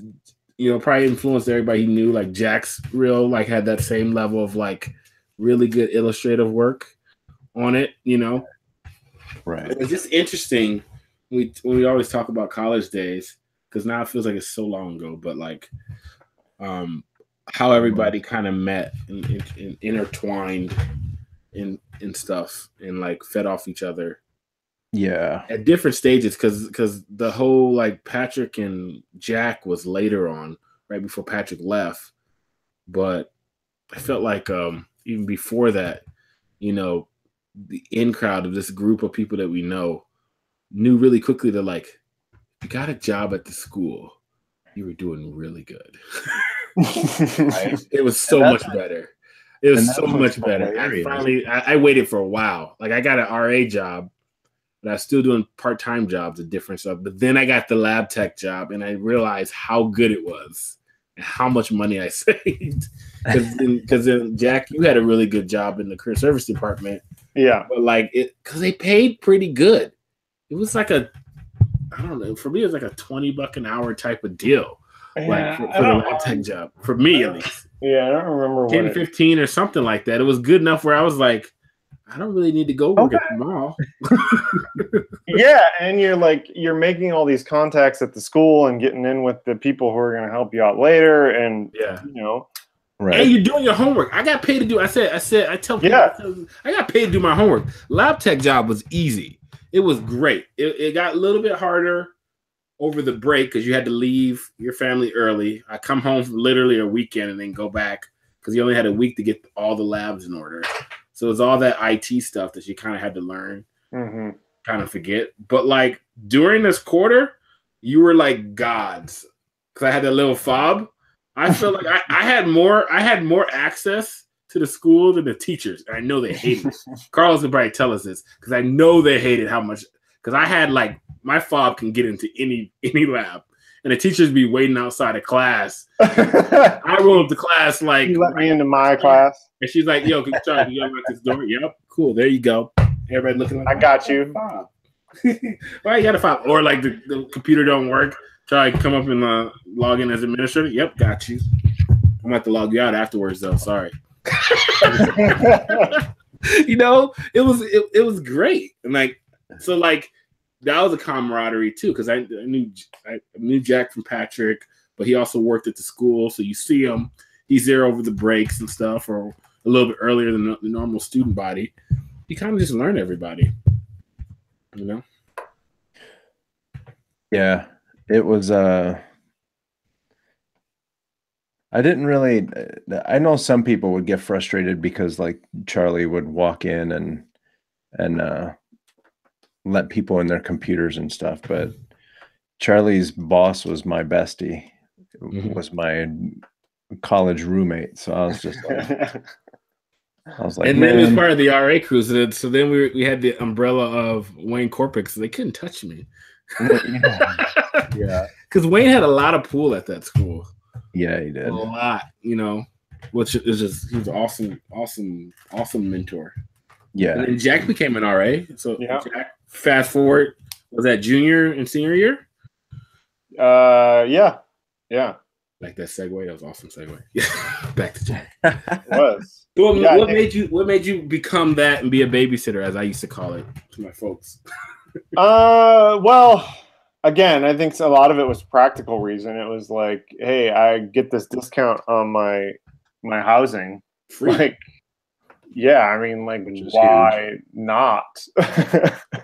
Because although my parents were helping me out a lot, it's like that's it wasn't a cheap tuition, and not just the tuition. It's like there's all these added things. You got art supplies, and then you get the housing, groceries. Yeah, a bunch of stuff. Yeah. So that was a big part of it. And then of course, you got some benefits. They prioritized you in like the 2-man unit rather than the 4-man ones, and register for your class early. Yeah. Exactly. And I mean, and again, you start making contacts with all the right people. I mean the housing people aren't necessarily gonna show up in your life later, but all the administration and everybody, you just kind of get entrenched in the people at the school, because at the time that's kind of what it was. It was smaller, everybody knew everybody, and it was like it was like a little family type of thing. So if you got in there, any help that you could get to get more computer time, I think was also a thing. Totally. So if you're RA and you're actually working there and you're doing all that, and people get to know you and you're cool and they can trust you, you would get way more computer time. That's my whole thing in thinking of becoming a lab tech. You don't control the computers, you control everything. Yeah. Dude, I network rendered my reel. It's the cool part about Jack talked about it too with Patrick when he roommated with him, and how he became an RA and building networks. I think one of the things that Jack did a good job too when he was there is like, being in the career service department, working in that probably would have been the next best thing besides, to me, working under Wayne Corpix, which he did both. Because you see, we can talk about like, you see all the people that will graduate before you and like what they did and what they didn't do. You had to help out with like all those events around graduation and around was it the portfolio shows? Were you there when we were doing the portfolio shows with the Chicago campus? Yeah. So that was always a bigger thing of like 300-400 people instead of before they split it off to the individual students. So it's almost like you like invaluably see like, okay, I'm not going to do that, or I need to do this, or because then you get to meet the like people that come to school. It was like really cool. So and one of the cool things too that people always underestimate is if you're hanging out with the school faculty, they're going to give you all the tips and tricks that you need to be successful. Or they're going to go out of their way to connect you with people that might be hiring, or they're going to give you tips like, oh, hey, you should go take a look at this thing, or if someone's horrible, they'll be like, don't be that guy. That guy's a jerk. Or they expect more of you out of the classes if you do actually have them in class, because like you had to keep a certain GPA, especially for the RA thing, in order to keep doing it. But then the teachers expect more out of you in those classes too. Like, to me, well, at least that's what I felt. I felt added pressure, But I think more than being a student, I think a lot of that is teachers know who have potential. And so if they're writing you, it's because they want you to live up to the potential that they think you have. Right. Yeah. So anyway.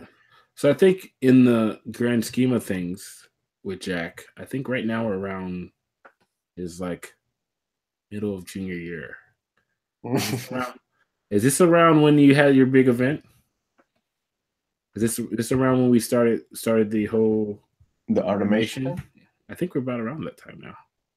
Oh yeah, well yeah. Yeah, because I did it twice, and it was there was the junior year, which I put some 2D animation in, and it got quite a bit of notice. But being a junior, there's only so much. Like, okay, see you next year, buddy. Kind of, yeah. They're like, congrats, kid, keep it going, and then they kind of move on, and you don't get any, which is that is what it is. It's fine. We should probably talk about what Artimation is. Yeah. So Artimation was basically, do they still do it? Does this still even exist? I actually have no idea. I don't know. I know they went through a whole bunch of lawsuits and they got they still kick it over there. Okay.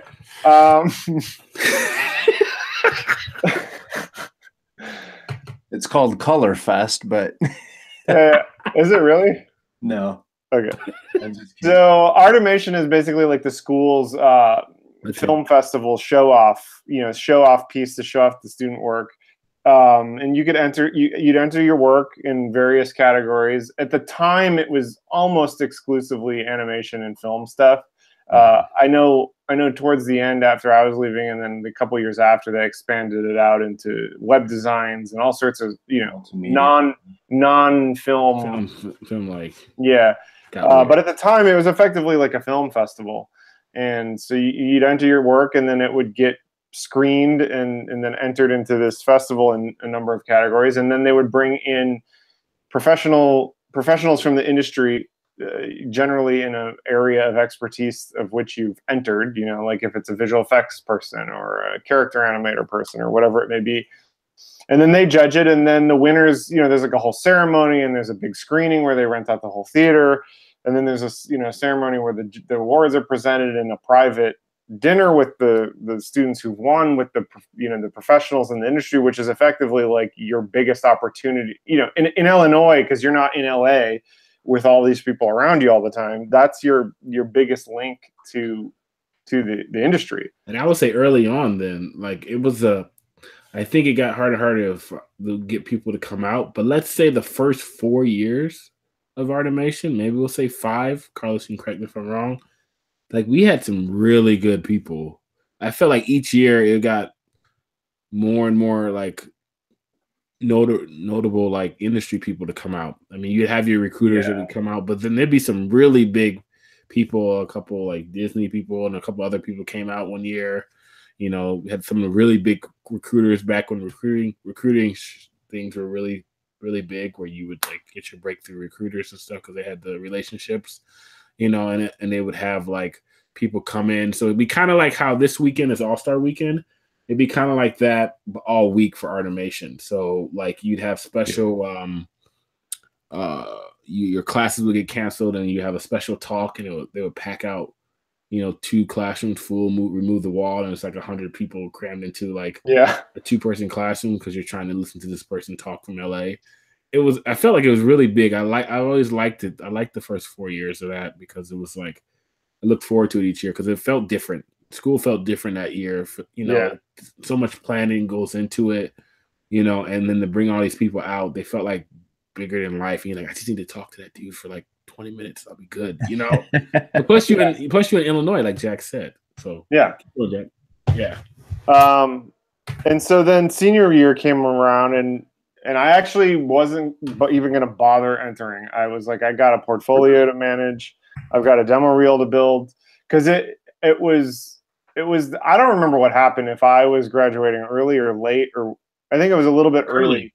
A little bit early, and so my graduation was timing the exact same time as Artimation. So I just had a whole bunch of other stuff going on, and I wasn't really interested. But I don't know if it might have been Carlos or one of my professors that was like, no, you got to enter, even, because partially why I didn't want to enter is because I was like, these pieces aren't finished, in typical Jack style. I'm like, this is not presentable.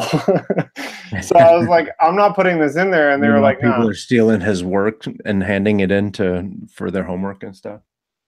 Did that happen?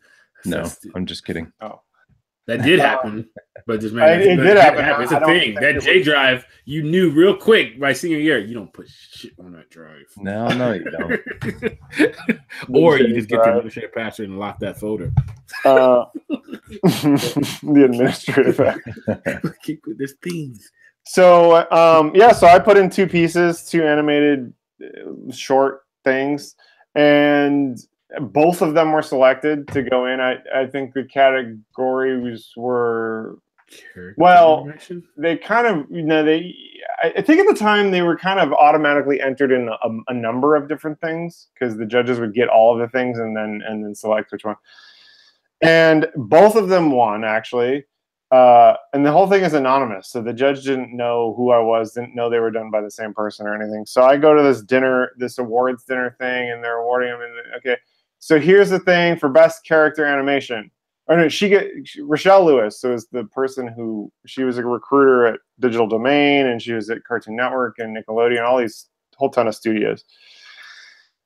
She was the judge, and she gets up there and she goes, yes, so I was in charge of these 2 categories, and I had a lot of trouble because, I found these 2 that I thought were the best, and I didn't know who to give it to because I kind of wanted to give them both to one of them, but, I didn't know if one guy was, she literally said, I didn't know if one guy was an asshole and the other guy was nice. I'd want to give it to the nice guy.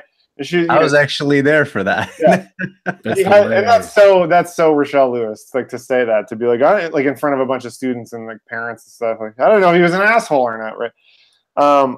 And so she goes, so I just split them up and I gave 1 to each. And so she calls them, and they're both mine, right? So I stand up, and she's like, well, that made it easier or whatever, and it's all awkward and whatever. And we're like, you were right. He is an asshole. Yeah, pretty much.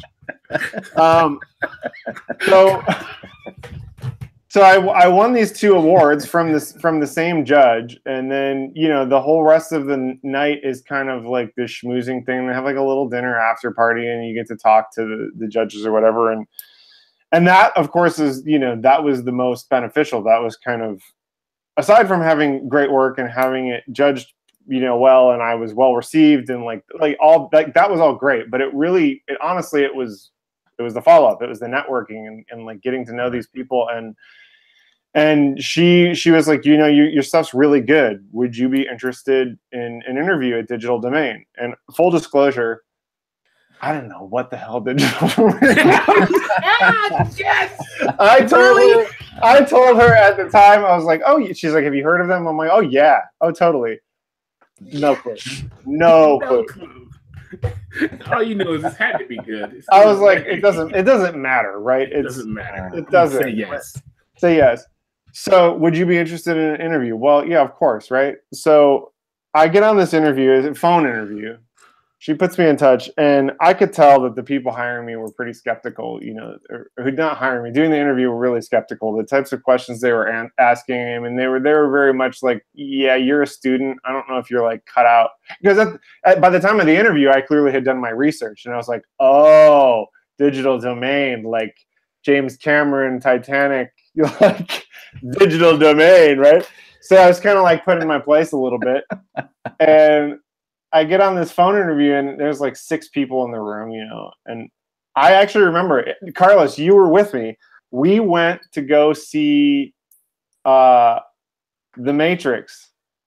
We went to go see The Matrix, and they freaking called me as I was walking into the film, and I was like, all right, well, I guess I got to go take this. So I go stand out in the like parking lot to take my interview. Wow. No, not The Matrix. That's the wrong. 40-Year-Old Virgin.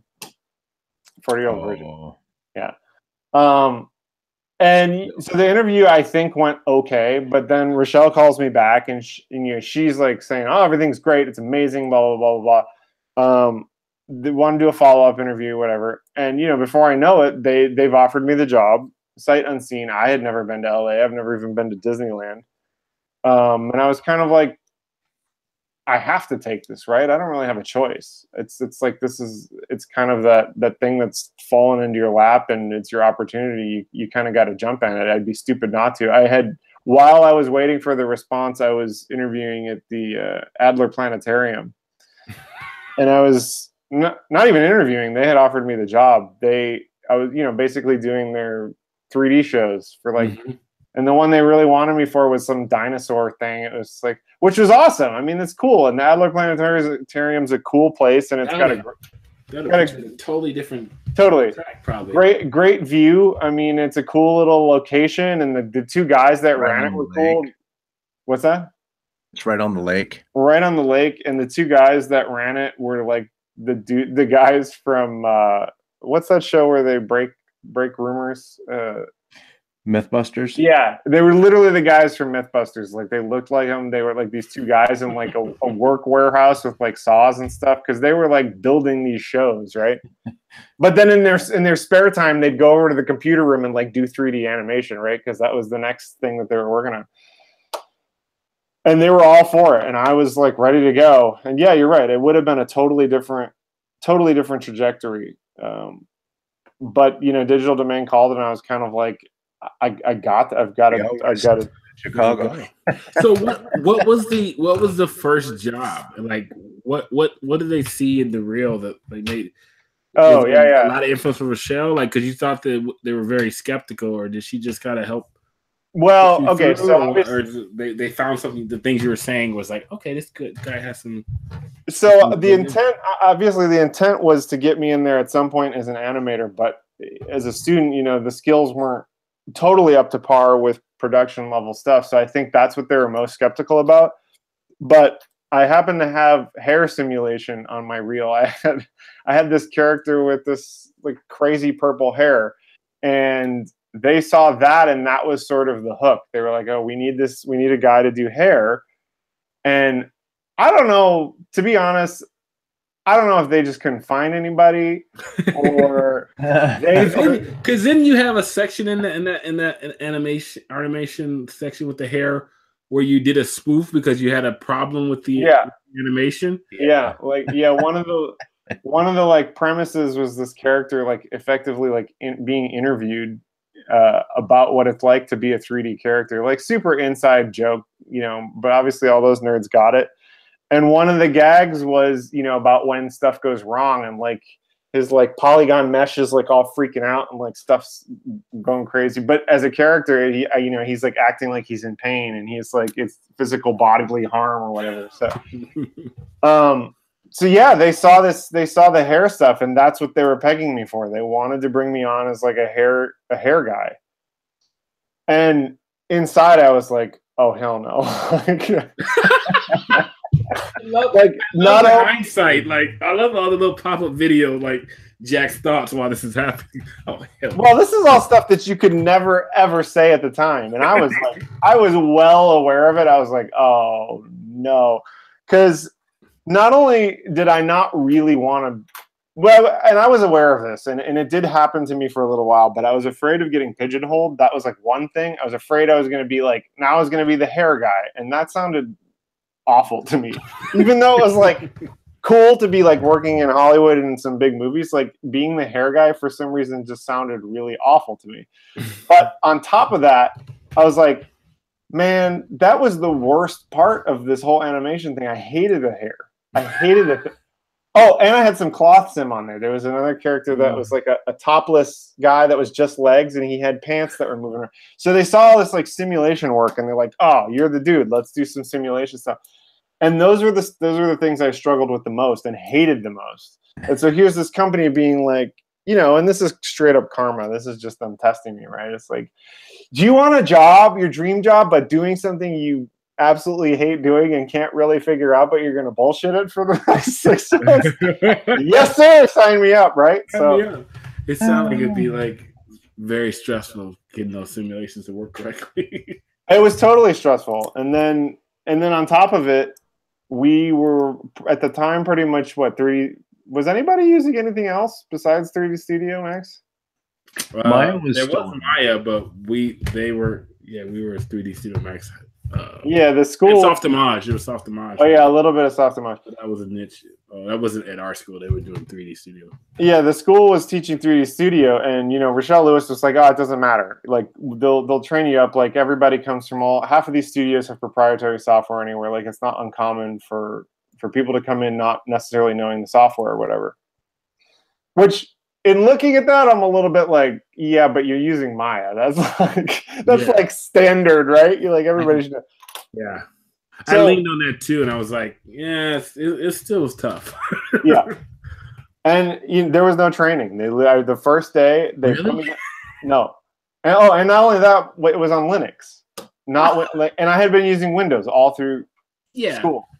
So they sit me down at this Linux computer. They open up a terminal that looks like the Matrix, and I'm a hacker. And they're like, "All right, so here's the command you do to set up your Maya environment and launch Maya." It says, whatever. I'm like, okay, all right, writing this down furiously. And then they launch Maya, and they're like, "Okay, go. Let just mess around and just play around with the tools." And the guys just like walked away. Oh my god! My heart would stop in my stomach. Yeah.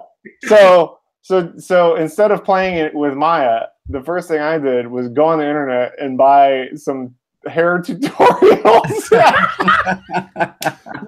Wait a minute. What year was this? 2005. So at the time it was still something tutorial. What was it called? CG Talk? CG Toots or something? No, it was a company that sent you DVDs.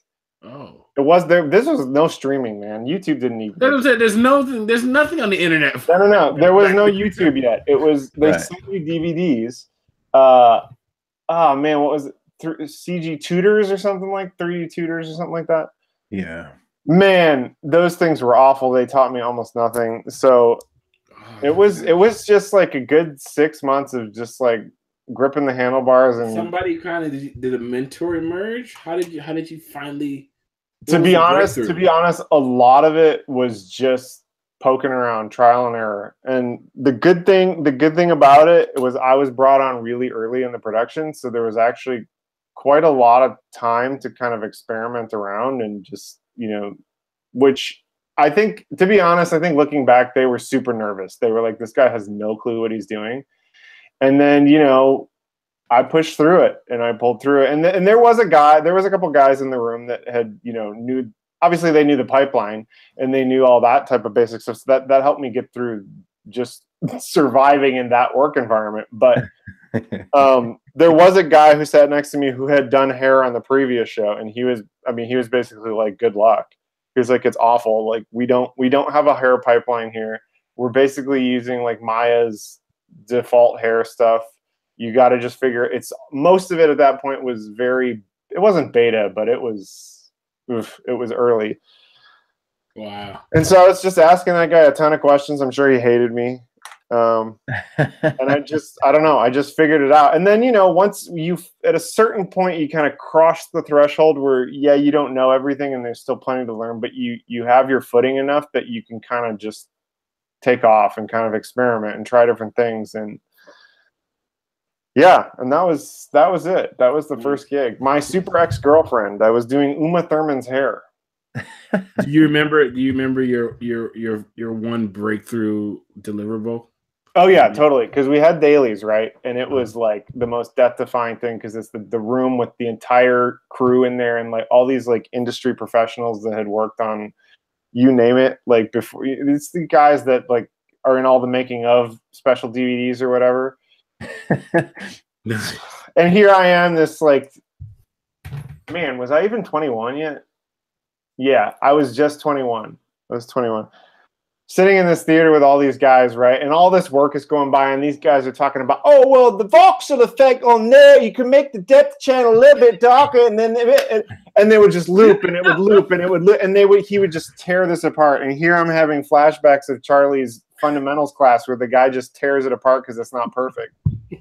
And I do remember my heart was pounding because my shot was coming up and I knew it was coming up. And I had the first thing was to deliver the wig, basically, the mock-up that looked like, and it didn't have to be shaded or colored. It was just like a gray shaded CG render of a spinning 24 frames of a spinning head, like no big deal, spinning head of hair that's supposed to look like Uma Thurman. And I was so freaking out, man. I had spent all this extra time. Like I did like an underpass and I did an over thing and I was grooming. And then I even did like an extra pass of like these weird stray hairs that were like off or whatever. Oh, geez. And it comes up, and the room is silent because they had never. And I think part of it was they had never really seen a lot of hair. The studio hadn't done a whole lot of hair before, so they were kind of just taking it in. And Eric Nash, who's like this Academy Award winning VFX supervisor, he has this way of talking where he'll, yeah, like really slow and like, but so it was like dead silent. And it's just spinning, just looping. The stupid head is spinning. It's like my heart is, you know, it's like a demo reel with my heart. This is the best story ever. and I don't know what the hell was wrong with me, but I decided to sit in the front row, like because the VFX supervisor sits right in the middle next to the little button and the lights and all that stuff. And I sat in the front, but like kind of off to the side. And it's dead silent. And finally he goes, huh? And I was like, fuck, what does that mean? Like, huh? Like, is he about to just like tear me a new one? Or is he? I lost my job. This is where I get fired. He goes, huh? And then he goes, yeah, that's going to work. I was like, oh my God. Oh my God. Jack is outside getting a cigarette. And then the nice part was afterwards, you know, the CG supervisor and a couple other guys that came and they're like, oh, that was really cool. We even the little straight hairs and blah, blah, blah. That's going to be awesome. And I was like, oh my God. Oh my God. He's like, I think I'll be okay here. I think I'm gonna pull this off. Jack, awesome story, man. That was awesome. I could imagine. How many people are in those dailies? There's like a good 30 people because it's all well, and that was early on when, you know, everybody was excited and they all wanted to see what was coming up in the new developments. So you had like all the supervisors, like character soup, modeling soup, effects soup, comp soup, visual effects soup, producer, half a dozen coordinators, and then, you know, a bunch of unnamed artists that I had no idea who these people were. I like how he like took it all in and was like, huh. You're thinking in his head, okay. Yeah. Yeah. Well, did he know of you or no? He didn't know. So I'm sure he knew of me, but know who's making it? Okay, cool. I don't know. Yeah, I don't. That'd be fun. Something funny to ask. I don't know. I don't know if he knew that I was like a nobody that was just fresh out of school. If he, yeah, that's what I want to know. Besides people in your room, they're like, okay, I wonder. Oh my God, my direct supervisor was I wonder what was going on in his head because he was probably. I don't know. I really don't know.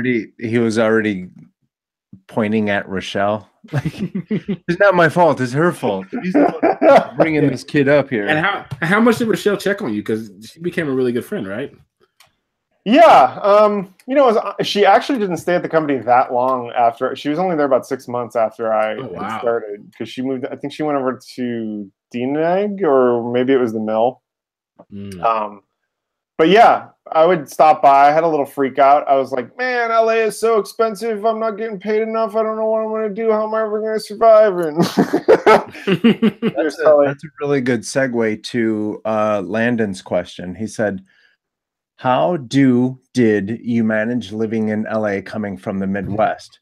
I know it can be a culture shock and sticker shock, among other things, to newbies. It's abrasive. It's not well. Here's another story time. Carlos is in on this one. So yes. So Carlos and I drive out to LA because Carlos was in job transition too, and I was like, "Yo, I'm moving to LA," and he's like, "Okay, me too." packs up his car. Yeah, and so we both like wagon train style it to LA. And, you know, it was like 4 days. So we were going through all the little like weird cities and like middles of nowhere and like the whole thing cross country. And like I said, I had never been to LA. I didn't know what to expect. To be honest, I didn't even know if I had a whole lot of like movie frame of reference. I don't know if I was like, oh yeah, that movie about LA. Like I don't know. I just kind of had nothing in my mind. I was like, yeah, cool. I have this job. It's going to be good. So I get this temporary housing for like a month in Venice. And at the time, Venice was not Google and hipsters and coffee shops. It was like a little closer to Pretty Woman, Hookers on the Street.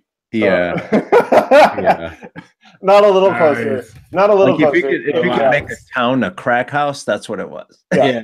You just gotta make it home at night. Not a little closer. That's what it was. Remember in National Lampoon's Vacation where they get out of the car and hey, can you tell me how to get back to the freeway?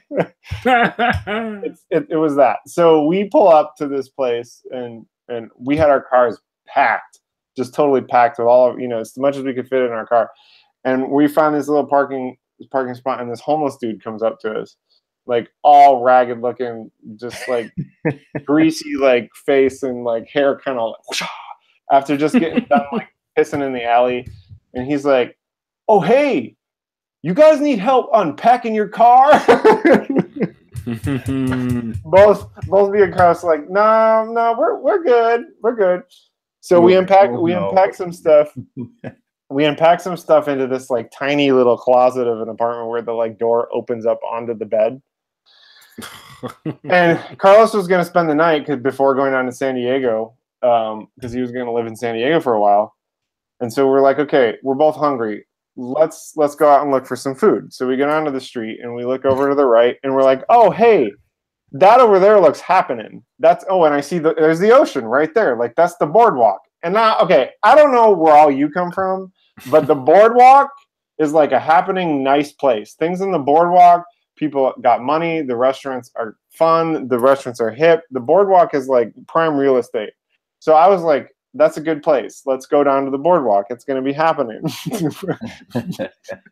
We turned the corner, and it is no joke. Like in the movies, a bunch of homeless dudes gathered around an oil barrel on fire. And there's like people sleeping on the street, some guy smoking crack, like a bunch of guys playing bongos. I don't know what was going on. Carlos just goes, "Well, see you tomorrow." Or no, see you later. He turns around and he leaves out. He's like, "I'm not staying the night." He literally did. I don't know. Some homeless dude knows that all my stuff is in my car. That's true. So yeah. Carlos says, "I'm leaving." Carlos, I'm like, well, you did. Nice. Where'd you go? How it goes tomorrow. San Diego. So, Carlos, did you have a place lined up in San Diego? Yeah, you're meeting people. Yeah, no. If you guys remember, we had on the show we had Mike Chubb. Oh, okay, that's right. Okay, Chubb was out there. Yeah, so Mike was down there. Mike was working at Sony Online Entertainment, and he was one of the guys that just kept saying, think about coming out here, and I was like, yeah, and I visited a couple times and stuff, and then finally when Jack was like, I'm moving out there, you should come too. I was like, okay. Way too many people were asking me to come and move out, so I did. Nice. I'm easy that way. And then I get the weirdest call ever. 9 o'clock on a Sunday night. I think you were driving back from Indiana. Yeah, I was coming back from. And you're like, what are you doing? I was like, moving to California. I remember being in my little car, like, wait, what? Why are you moving? I'm not even there. Are you going to be gone when I get back? Yeah, we're leaving now. I think we were going to leave in the morning. Leaving? Yeah. So was it after the holidays? Good times. It had to be from Indiana. My first day of work was December 5th. So we would have left probably very early December 1st or so. Where was I coming back from Indiana from? I do remember coming back from Indiana. Thanksgiving, probably. Oh, Thanksgiving. Okay, yeah. That makes sense. So anyway, to answer the question, that was a story offshoot.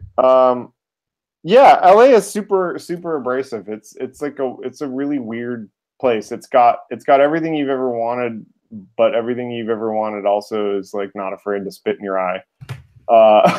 It's kind of it's a really hard adjustment, especially coming from the Midwest. I had no frame of reference. I mean, everything is different from the people, the types of food and brand names, the way people drive. I mean, I remember calling my mom and I was like, man, groceries are so expensive here. I don't know how, granted, I was making crap money, but I was like, I don't know how I'm ever going to survive. I don't know how anybody survives in LA. Like, everything's more expensive. Rent is more expensive. Groceries are more expensive. Mm-hmm. And that was like a real legitimate concern. Like, after this project, I don't know if I can stay out here, because they didn't hire me as staff. They hired me for that project, and I didn't know if I was going to get kept on. And that was like a real concern. Like, am I just going to have to move back right after this show because I can't afford this? I don't know, but then you stick through it, and part of it was just the excitement and the determination of working on this show at the studio, and all this new learning and all these people you're meeting, and you kind of push through it, and it was a rough first couple of years. I think it was like a good year and a half before I felt like I had a little bit of footing here.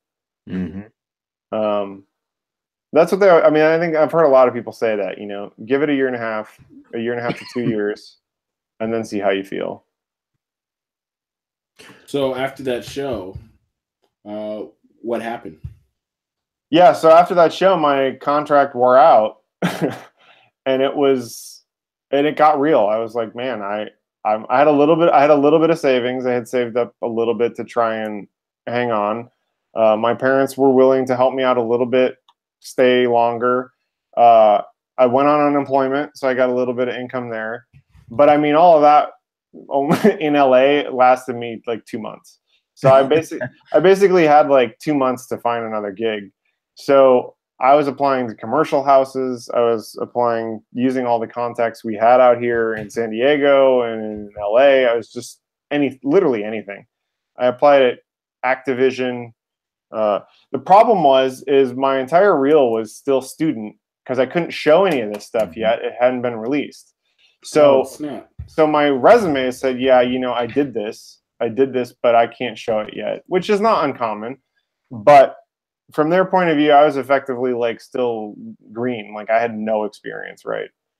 So it's probably frustrating too. It was really frustrating, because at that point I felt like, you know what? I just put in 10 months at a like major studio, like doing like real work, like that was legitimate, and I can't show it. And it was kind of, you couldn't use it. It basically got me nowhere. So it wasn't until it was pretty, like about 2 months later, that Digital Domain actually called me back and was like, hey, are you free? We have a 911 project. Do you still do hair? You still do hair? Yeah. Do you still like? I gotta eat. And it was 2 months later, and they're like, "Do you still do hair?" Which yeah. Which kind of illustrates how fast this industry moves, because people jump on jobs and they shift around, and I'm like, no, man, I'm a comp guy now or whatever. It's like, people do that. So I was like, yeah, totally. There was not even an interview. They were like, okay, cool, come on in. So I started in, and this project was called The Hitcher. And it was like one of these real bad, low budget, well, not that low budget if they hired Digital Domain, but it was a low budget horror movie. Basically slasher film. And in the opening sequence, they have this rabbit that jumps across the screen and gets hit by a car, like all bloody massacre style. And that's like the opening to the movie. And so they were making this CG rabbit. Man, that was a nightmare of a show. That was just a cursed show, because it was understaffed, under-budgeted. The people on it had no clue what they were doing. Like that, it was really weird, because going from my super ex-girlfriend was very professionally run, grade A superstar people, although the project itself was really nothing and kind of forgettable. The people on it were super legit. And so it was like going from this like grade A class experience to this like ragtag group of people that had no clue what they were doing. And it was kind of this, more new people, or yeah, there was a couple of new people, but it was also just some people who weren't very good. It's like, even though it's a grade A studio, they've got a lot of weirdos who probably shouldn't be working there. And it was just a nightmare. I mean, they went through so many animators, they couldn't get it right.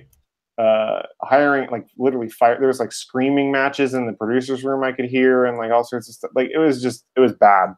But I was that dude who was just like humming away. I'm like, yep, I'm doing the fur. I'm doing the fur. I'm going to keep doing the hair, blah, blah, blah, blah. And then and they were so cheap. They didn't even have a lighter. They didn't have a lighter or a render artist. So here I am, like, sort of using this guy from another show. But then I was like, this isn't fair to you. Let me take some of the load off of this. Since I'm the end guy, I got to render this fur. Why don't I just sort of start doing the lighting? So I started doing the lighting on the show. So I became like the hair guy and the lighting guy. Well, I had been the only stable guy on this show, and these animators were just dropping like flies.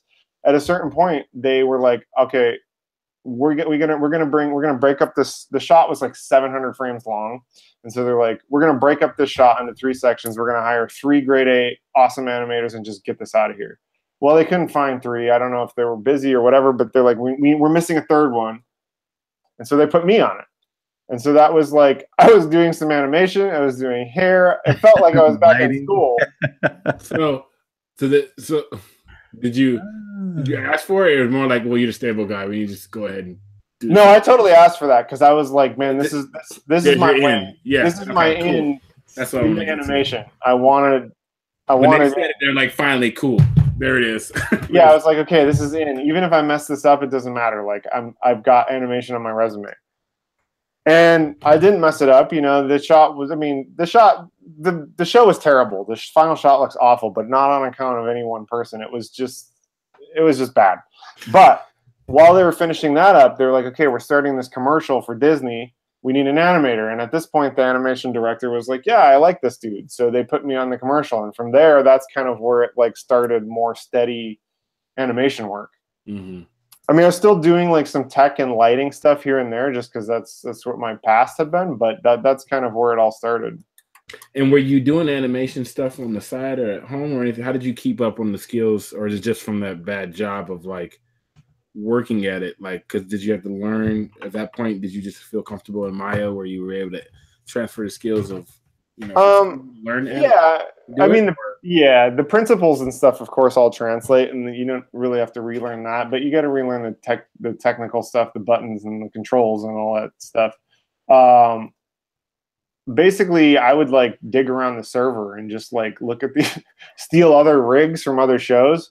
Like I'm like, ooh, we learned that from school. Yeah, I went around Digital Domains J Drive, and yeah. I was like, ooh, look, they've got Bumblebee from Transformers. I'm gonna animate me some Bumblebee, and so I would basically mess around with like a real like show production rig. Used to it. Yeah. Okay. So when the Disney commercial came, you know you're going to get a good rig. Yeah. Then it was just a matter of like nailing the shot.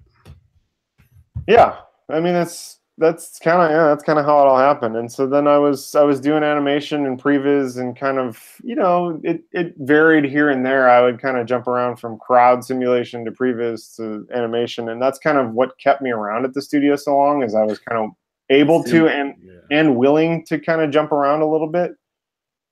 Sim guy, he just moved out of hair and into any kind of sim.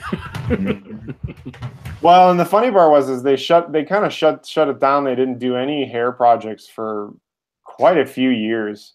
I just think it was coincident. It just didn't happen that way. And then finally they landed something with some like werewolves or something, and they were like, "Oh man, these are like major." These are like major. No. I wanted nothing to do with it. I was like, I'll animate those things, but I don't want to do the hair.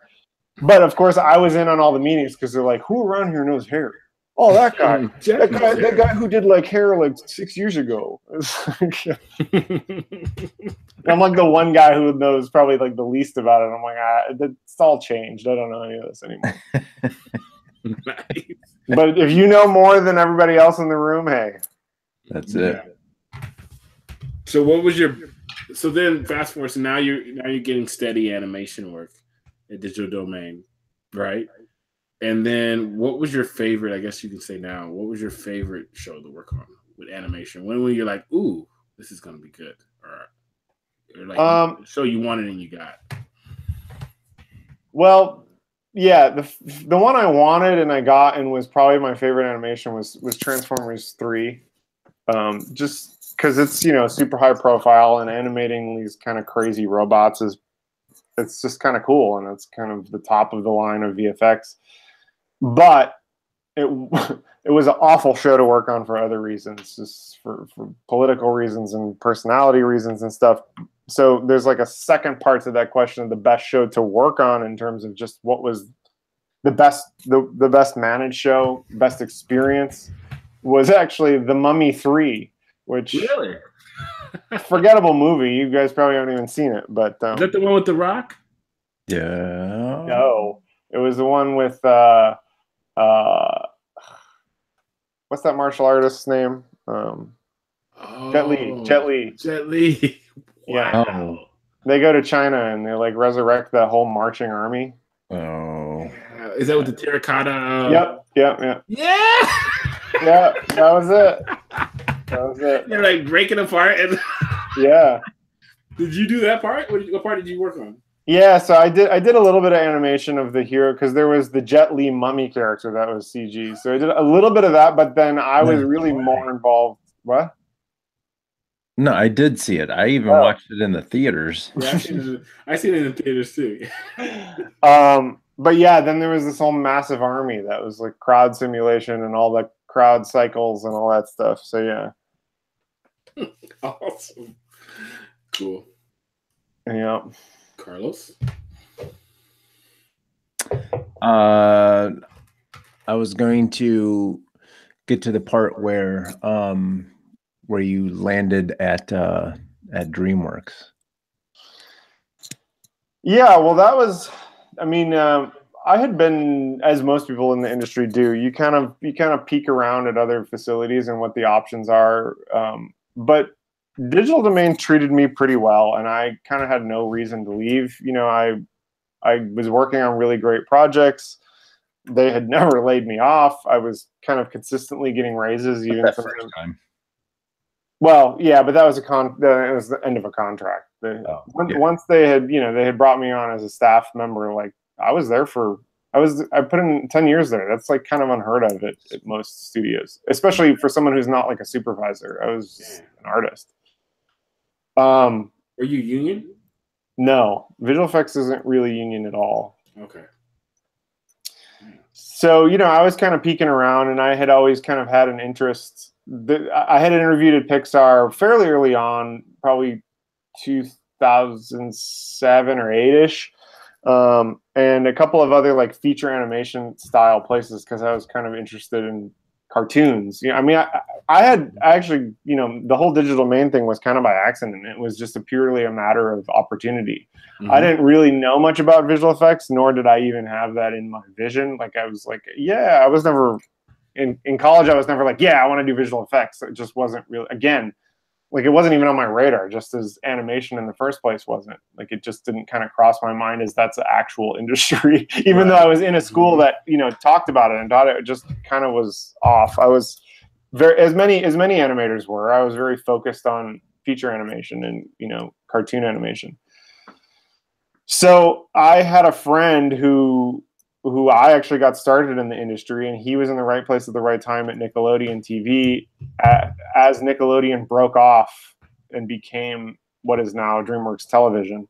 So he was one of the guys that effectively started DreamWorks Television department. And because he was a friend of mine, I was constantly like, hey, you guys looking for any work over there, blah, blah, blah. And this was also at a time that I was starting to get a little burnt out with, Digital Domain had been through 3 buyouts, half a dozen rounds of layoffs, and kind of no clue what was coming in and out of the studio. The hours were just insane on some stuff. And I was going through some crazy personal life stuff, and it was just kind of time for a change. So I was looking for something new. And because I knew this guy over there, he sort of was like, yeah, we have this role as the animation director on one of our TV shows. Are you interested? And of course I'm interested. So I put in but it took like 6 to 8 months from the point of contact between like multiple interviews and kind of like, oh, well, it's not ready yet. We haven't launched it. It's still in development. We hasn't been greenlit, so it's like that kind of long waiting period where I was just like, I don't know what's happening. But luckily I had a pretty good gig at DD and I didn't need to leave. And I also kind of realized DD had this Vancouver branch, and as long as that was in place and that was kind of the main hub, that I didn't really have a lot of opportunity to grow. They weren't really looking to create supervisors in LA, and so I was pretty much eternally stuck as the role I was, unless I wanted to move to Vancouver, which I wasn't interested in. So this was kind of like a win-win fix-all thing. It kind of was something new, something fresh, also opportunity to grow. More can feature cartoon animation, and yeah, it just kind of all came together. Nice. I know I was excited when I found out. I was like, yeah. That's an interview process, But that's kind of like how the guy, the guy we had on the show, the Animation Network and stuff, like we're talking about the inner workings of how a show starts and stuff like that. So I guess you were waiting for the show to start and get its legs, and then they hire people up, or is it just kind of a waiting vetting period because you're a director role? Yeah, it was it was a little bit of both. I think some of it was being TV animation. It's super fast paced, and the quality level I don't want to say it's worse, but it is. The quality level is a little bit lower because it's for TV and it's for episodic, and you got to put out a lot of them. So I think they were really kind of nervous about hiring somebody who had just put in 10 years in visual effects, where quality has to be top notch and like every detail is scrutinized, and you look at shots hundreds of times again and again and again. So I think they were a little nervous that I wouldn't be a very good fit, that I would kind of drive the overseas studio and the animators into the ground, because I was expecting, way above the level that was possible. Wow, so I think that was a slight little bit toward it. It's crazy, like maybe to me. I'm just saying. I think that was a portion of it. But yeah, then the larger part was that just they were waiting for the show to be greenlit. It was a lot of it was it's in development. We don't have staffing yet. We don't even know who we're going to staff. We don't know when they're going to staff. So a lot of it was just waiting for that to go through and then let them make their staffing schedule. But yeah, I think there was a little bit of a pairing of that with some nervousness. Like, do we want to get somebody who's never done TV before, running the show? Interesting. Well, they made a good choice. They did. Cool. Yeah, I agree.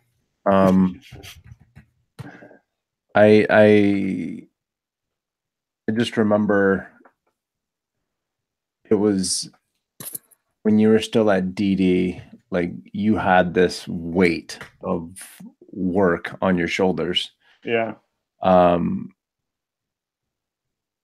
You weren't having fun anymore. Yeah. And I know that you've been at DreamWorks for a few years now. And you still talk very highly of it. Yeah. I mean, nothing bad against DD. I have the fondest place in my heart for them, but visual effects in general it's hard. It's grueling. It's a lot of effort. Yeah. It's a lot of hours. And there's something kind of weird about the contract-based thing, is it sort of instills this, even though I was staff, I always had this sense of being contract. And then of course I saw a lot of people around me who were contract, of all these people coming and going. Mm-hmm. You kind of develop this sense of like being totally disposable and like zero appreciation, and it just kind of wears on you, right? It's like, yeah, this is cool that I get to work on this big name film or this big name commercial or project or whatever it is. But yeah, I don't know. At a certain point, you kind of question the taxing role that it takes on your personal life and your kind of energy. Right. Yeah. And I think I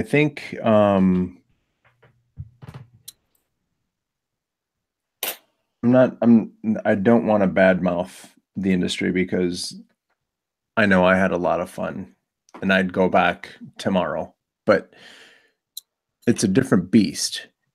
And I think they do somewhat take advantage of the fact that they know that even if you get burnt out, that they could just move the part over and fill it with another part. Yeah. Because there's a lot of people that want that job. Yeah. Yeah, it's the same. It's the same in the game industry too.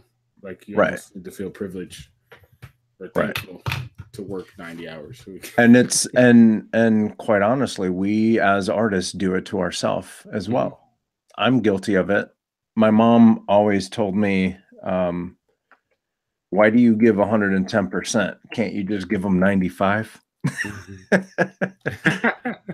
Right? And Yeah. but you know, and I know all of us have been in that situation where you're like, okay, I got to get this thing done, and you're running out of time, and the project manager, whoever it is, the producer, is like, well, yeah, but you know, they don't tell you to stay late, but they say things in a way. Yeah. Totally. So then that way they can say, well, I told you to go home, but then no, you didn't really. You kind of told me that this needed to be done, and it's a lot of times it's not our fault that something is late or something is due tomorrow or something like that. Yeah. It's scheduling, or someone made an agreement with someone else and now you have to pay the price because you're at the end of the pipeline. Yes. Yeah, that's it's weird, you know, like I think when you're a younger artist, you don't see that part. And I don't know if Jack has this, like, seeing the industry from a different lens as a director now, as a creative director or as an animation director, like you can see it coming now even more. And now you see how your lead back in the day didn't have any control over it, but he wished he did, you know, or like I'm being careful how I put this, but like it's just weird because then like in my head I'm like, I remember all those hours, you know, so like part of my thing was when I used to say, if I ever get to the point where I have control, it's gonna be different, or it's gonna be like this. And like you can see how there's other parts, project management, you know, how it's being sold or other things that like how that's the big $1 million question. How do you get something done even though you know it needs to be get done? It needs to get done, even though you know you don't have enough time, or that, you know, most of your staff's salaried, so they're not going to get you know, past the time it needs to. And that's like something I think everybody across the board, no matter which industry it is, and that's the industry that like really is different now in my older age, you know. No, totally. I think you said it perfectly. I think of course you see the industry through a different lens, not just because you're in a supervisor or a director role, but I think age has a big part to do with it. I mean, I remember the first couple. I remember being on I don't remember which project it was, but it was fairly early on in my career, and there's these two girls. They were like cloth simulation girls or whatever, and they were basically bragging about like how late they were at work last night. They were like, they're like, oh yeah, I was here until 3 a.m. She's like, ha, I was here until 4. And I remember I was like, that's really weird. Like, why are they weren't saying it matter of factly. They like were having a conversation about like how cool it is and like how I'm better than you because I stayed longer. I'm putting in more hours or working harder on this than you. It's like a badge of honor. And and even then I was still young, but I remember thinking about like, that's messed up. Like they don't, I'm like, they don't get it. And which then I was like, man, I'm just being arrogant. And like, what do I know? I've only been in this industry for like 2 years. Like, who am I to judge? Maybe that's the way it is. But it's true. They don't get it. And I think the one thing about the creative industry, and it's kind of the weird elephant in the room that producers and directors and pretty much everybody tries to avoid, is there's kind of that wild card of the creative aspect. Like it's not like if you're like a clerical working, I mean, because I've done clerical work, I've worked at the Gap, I've done retail. If you got a job like that, like take for example, when I was the career service guy and I had to stuff envelopes, like okay, they'd come in with a box of like 3,000 envelopes that all needed to be stuffed, and it's like okay, this either happens or it doesn't. We get that it takes a certain amount of time and like try to get them all done today. But if you don't, we get it, like whatever.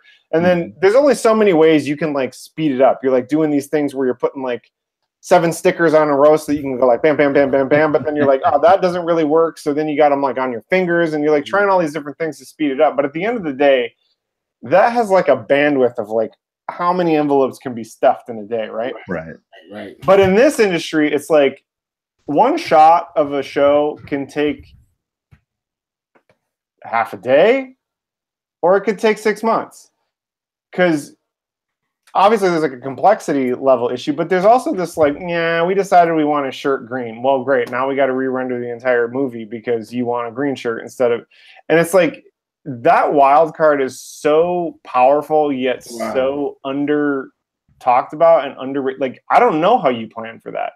Right. And that's what I don't get right now. And the only thing a supervisor and a director can do is buffer that and kind of your job is to effectively mitigate that and be like, no, we're not going to do that, or like that's not possible. And you don't want to be like the guy who's always like, no, no, no, no, no. But what I've learned is you come up with ways to suggest similar results. You know, without having to, with the minimum amount of work change order. Yeah. So you're kind of constantly in this your own creative mind space of trying to get clever. You know, it's like I work on this show where we have limited amounts of props. Like same thing you guys have we credit everything, and like we sometimes like the writers write in this thing that we just don't have. And it's like, okay, my job is I'm supposed to read the scripts and supposed to tell them we have this, we don't have that. You got to, well, you know what? I don't have a billion hours in the day. I can't read every word, and sometimes stuff gets missed or whatever for whatever reason. And here comes along the animatic, and this dude's like carrying an axe or something, and I'm like, oh, come on, we don't have an axe. Like now I'm freaking out. But it was my job to say we don't have an axe back at script point. Right. So now it's like I'm in the position where I've either got to create an axe like just out of nothing, or I've got to quickly suggest something that's going to get the same effect with minimal amount of work. So you're kind of coming up with these ways of producing a similar result. Yeah, I don't know.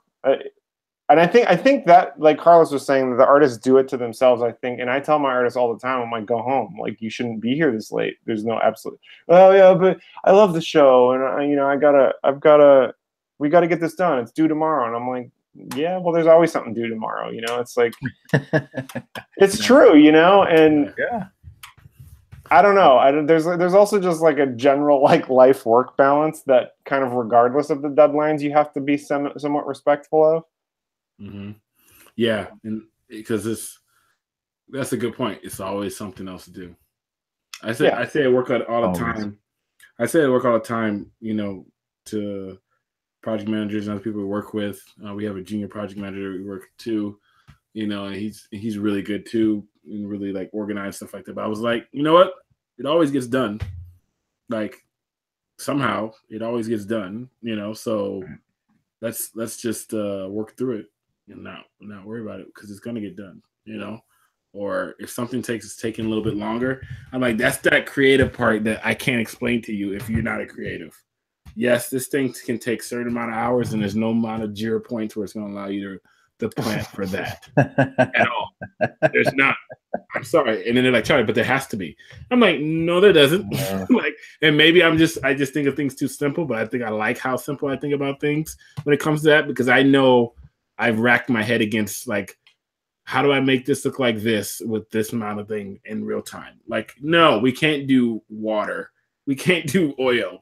Like there's no way. Like we have to do a different way, but that's what they want. I don't care what they want. It can't be done in what we want to do, so we have to, let's think of a different way. It always going to get done, but you just got to think of another way of doing it, because it's the explaining to non-creatives or to clients you know, about what happens, you know, or well, if we do this, this could mess up this, or we can't use this project because this project was built in a way that it's not able to be recreated, and it's like a finely constructed house of cards. And if I remove that one bottom piece, even though it's a really easy reskin, if I remove that one bottom piece, everything will fall. Yeah. And I had a conversation with somebody the other, like, last week, and like they said, they told me, but it didn't. I'm like, we got lucky. Or you got lucky in that case. But in this case, that next week follow, all that house of cards fell. And then as the people are opening the project and looking at more and more stuff, like, it's getting worse and worse. And I was like, this is that, like, oh crap scenario. I told you that. This is that come to Jesus moment where we don't touch this because this happened, you know? And like, I give it to people, to creatives everywhere that has to deal with that and has to, like, kind of explain that and fit those timelines and all that good stuff, because it's the wild card, as Jack was saying, that you can't account for. And I guess you just have to buffer it with time. Because, yeah, it could be really easy and could get done, or it could be like, you know what? I'm going to need a couple of days to figure this out. We don't have a couple of days. Well, we do now. Yeah, like, I mean, like, what do you want me to do? Just, like, have it fixed in, like, a couple hours? It doesn't work. Yeah, I mean, you've kind of got your, like, tool belt that you have your tools in priority, and you go down the list, and it's kind of like your first tool is can we get more time? Because that will obviously give us everything. Can we get more time or more money? So can we get more time or more money? Okay, that's usually a no. Yeah. but you gotta try it anyway. You gotta try it because sometimes it's a yes, and you're like, sweet, we got more time. So that's like your best tool, but almost never used, right? And then you can go down the line, and then you've got, like, well, okay, creatively think, can we look at this in a different way? Can we spin it? Can we twist it? Can we make it work, but just in a more feasible way? Sometimes they go for that, sometimes they don't. Then the worst case scenario is you're like, all right, what do we start hacking away at? What's the minimum we can get away with? You know, right. Can we cut anything? Maybe this one is not like we have this crazy thing that happens. Maybe we just go to the end now. Are we at 3 minutes? Can we do 2 minutes and 50? I can cut off the last half of this experience and we'll be done. Yeah. Yeah, it's amazing. Cool.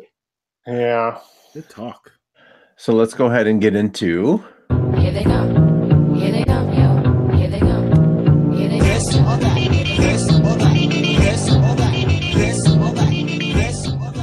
Can I say the drops today have been amazing in terms of timing? Yes.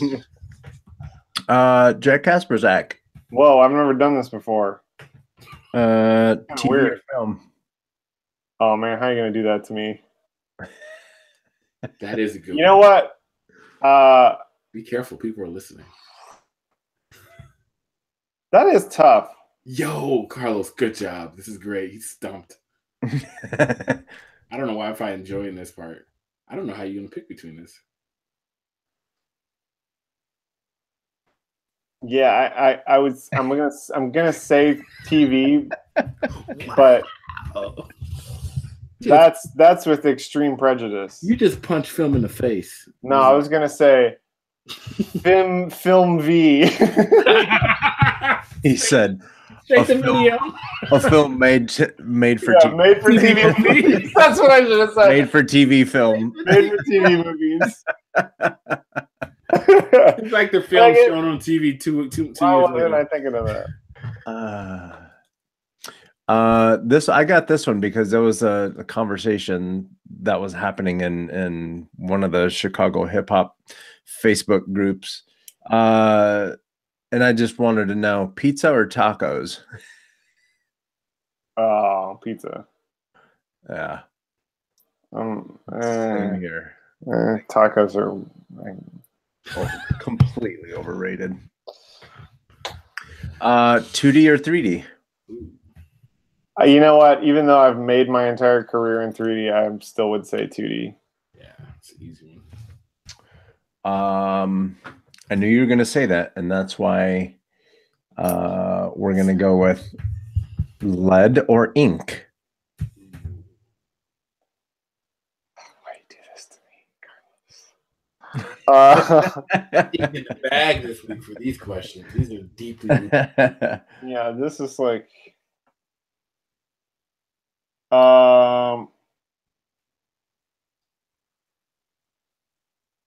it all starts with the lead. Let's do lead. You know, it's been years since we've done this. And I really think that, like, I think Jack is glad he's on the other end of this each. This is the most thoughtful, like answering that we've had on the show, where they've literally are like deeply torn.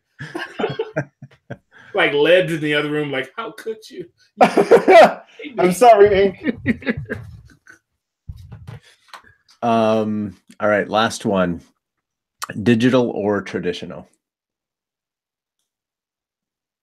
God. I didn't even think these were going to be that tough, but I'm Isn't glad. this surprising? This is awesome. No, I'll tell you why they're tough because I've grown to see this philosophy as all these tools as they are just tools, and they're parts of the same process. So you're sort of asking me like breathing or blood, you know? It's kind of like, well, I love the way he thinks. Okay, that's really deep way to think about it. But you know, if the world exploded tomorrow, I'd still have my traditional, so I've got to go with that. Nice.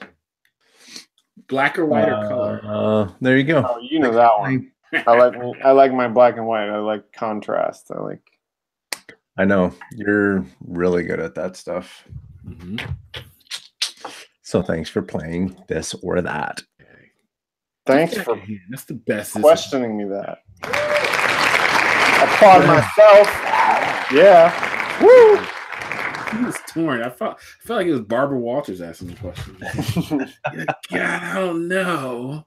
Let me ask you a question. Do you like pen and paper or traditional? I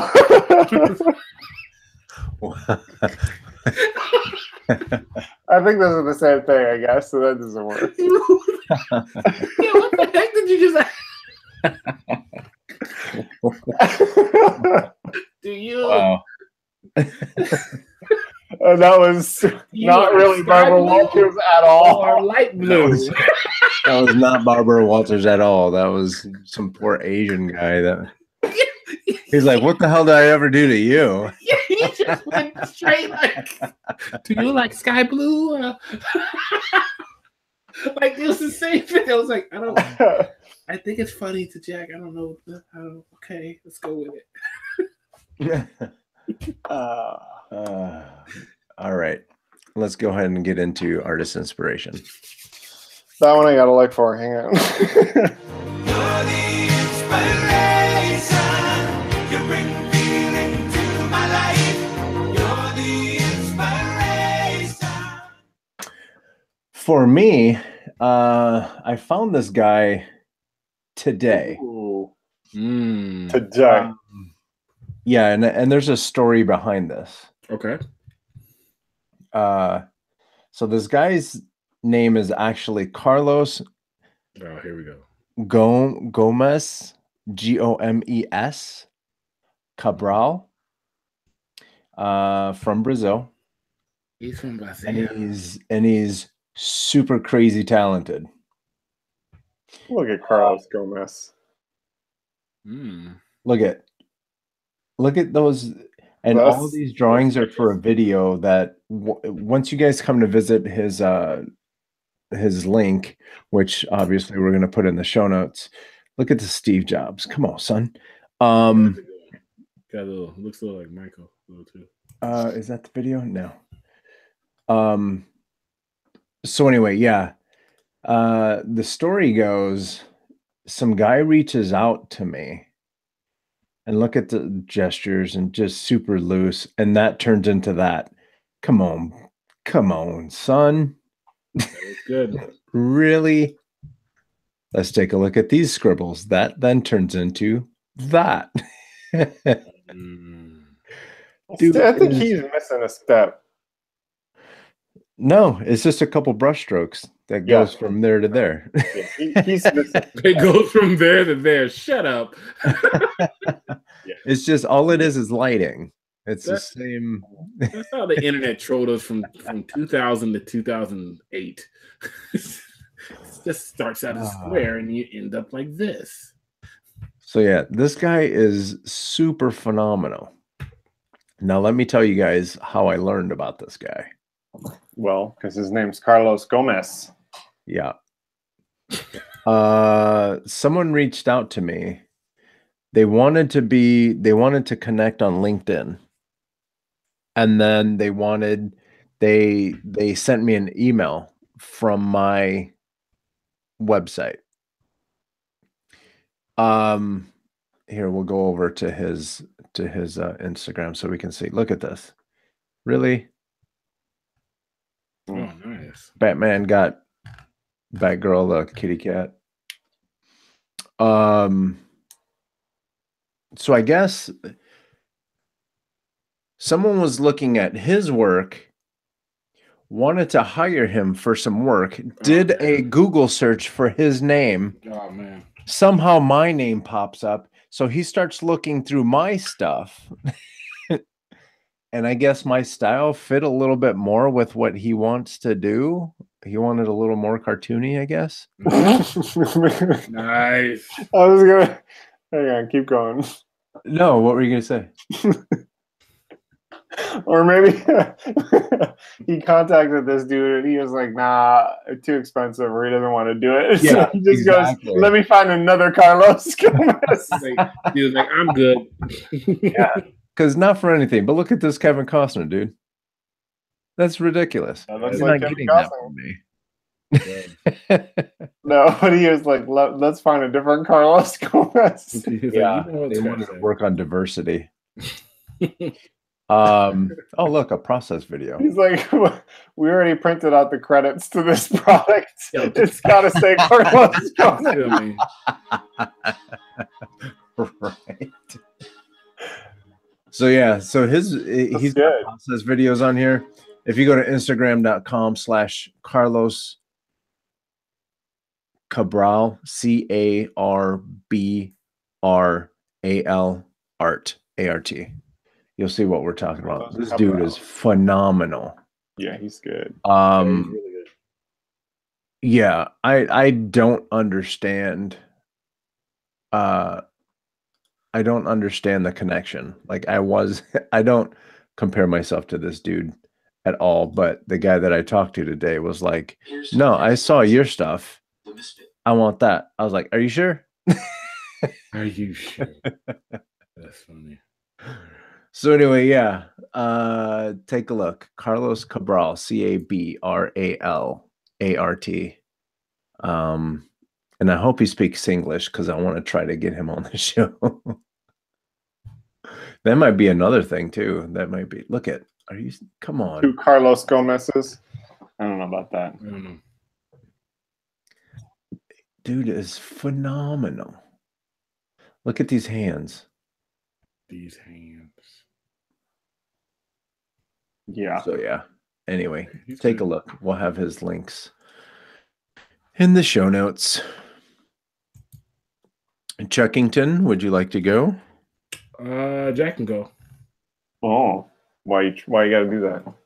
I'm having a drunk. Gotta be so rude. All right. This week, I'm looking at Izzy Burton art. IZZY Burton art. I will. Isn't that a song? IZZY. It is IGGY. IGGY. I don't know. Aside from her being a concept artist and art director at Blue Zoo, which I've also never heard of, and I'm looking up soon. I don't know. Just cool little like storybook style images. She's got a great sense of color and light, which I'm always fascinated with because I don't really do that. But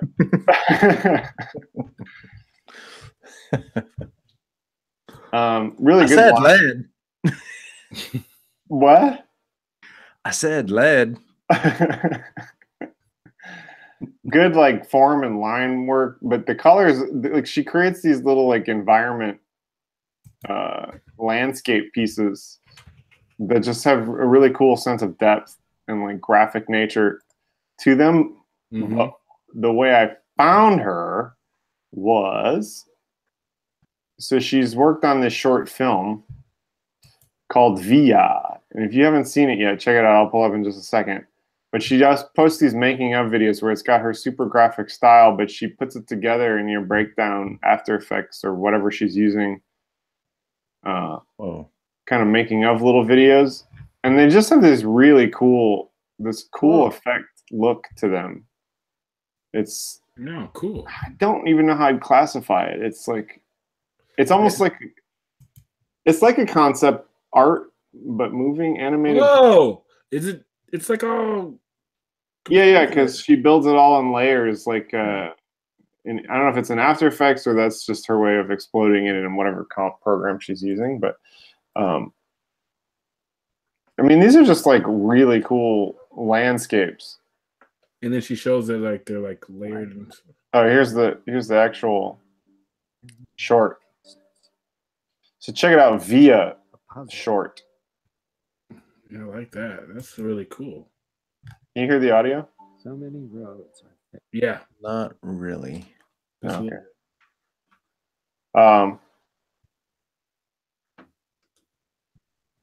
Here's another little making of thing. I just think it's so cool to see these things put together, especially in the 2D world where they got all these flat images that just come together to, and she's got such a great sense of depth. Yeah, that's really cool. So yeah, Izzy Burton. I will drop that link.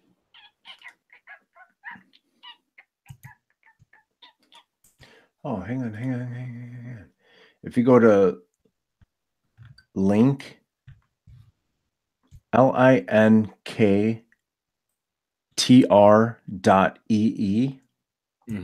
/ Izzy Burton Art, you'll see her short film, portfolio, Facebook, Instagram, all that stuff. Oh, cool. And the film is on Vimeo. Yeah, it's really cool. It's a pretty little. I'm going to take a look at that before I go to bed tonight. Yeah, I have to check that out.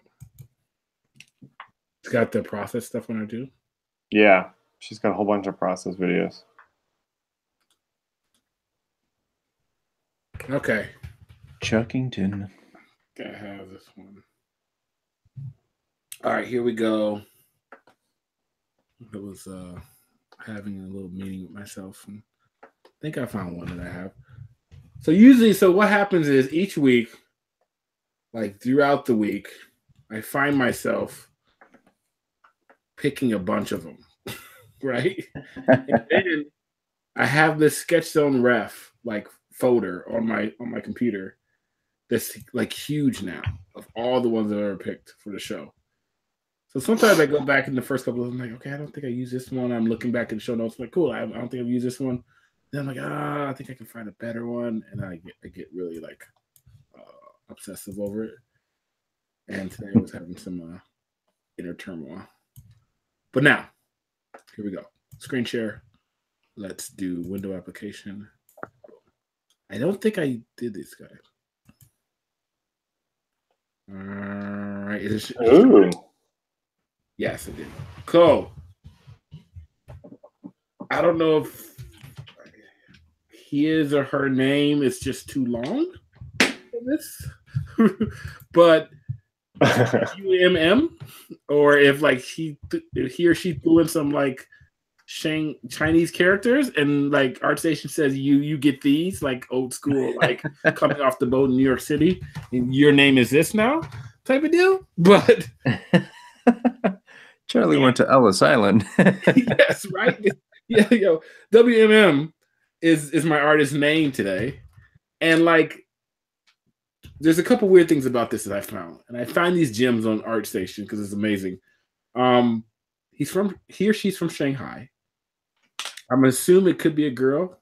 It could be YouTube because there's a picture of a girl for the self portrait, but even though it's drawn, maybe not. Whatever.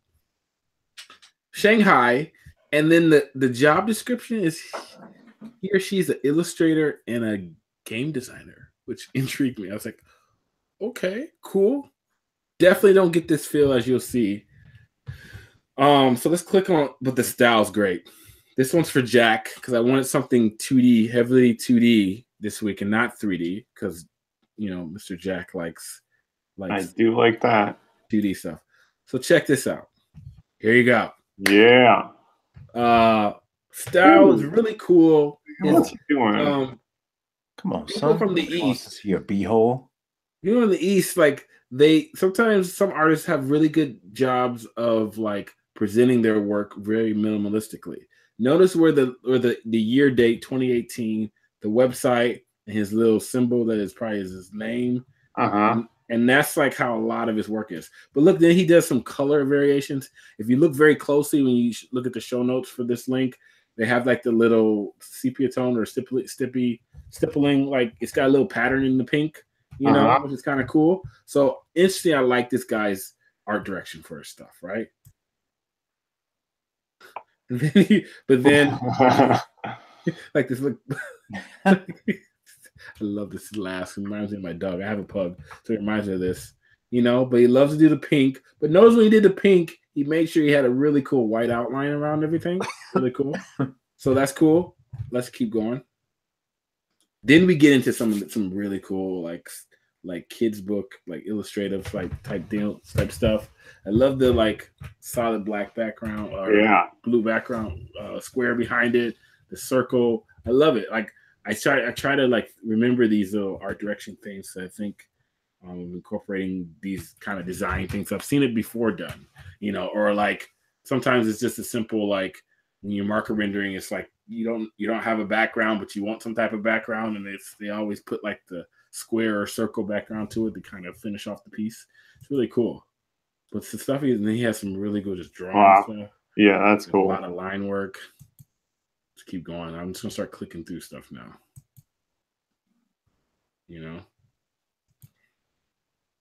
Then we get into these like almost storyboardish type of deals. But it gets better. We're getting warm. Right? Now we're breaking the plane a little bit, Since 2017 now. We're getting there. Dude's got a lot of fur, a lot of hair. It's like Zangief. King. He's a king of something. Keep going. Look at that. Keep going. Now we're starting to get into like, okay, that's oh my goodness, crazy amount of just line work for no reason. Let's keep going. A fish has a fish helmet on, like underwater, so he can breathe. There's a little humor in what he's doing right now. Let's keep going. Keep finishing. The frog on a dung beetle. Cool. Makes sense. And he's got a samurai sword there back there too. Want to watch that cartoon? Getting good. Keep going. Little Dragon Ball Z reference there. I love that. Yeah. So some good stuff here, right? Yeah, I love the layout. Now we get into the color stuff. Then he was like, wait a minute, bitches. Let me show you that I can do some color shit. Look at this. This is when it gets really good. And I'm really excited. Dang. Charlie got passionate. The color stuff. I might even have to zoom toward because I'm not getting what I want to show you guys. Because now it's like messing with me. Where's it at? Boom. There it is. Boom. Look at this. Look at these character designs. Like each one. Look at that. That's like really. I love the color that he does with this. That guy's a badass because he's like the tiger's like, I don't know why, but I better just sit still. That's the face the tiger's giving me. He's like, this dude is really strong, but he's short. Like, look at this one. I love this one. Some of this might make it into my background, my computer background. I stare at every day for a week. But like, I love the guy's color stuff. Like, but it's like kind of muted. Look at it. I like it. It's really good. It's really good. Different style. The facial expressions. You gotta love them.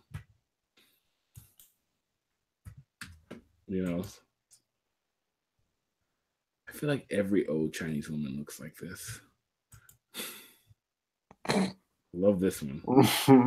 That fox is up to no good. He's gonna stab you in the back, buddy.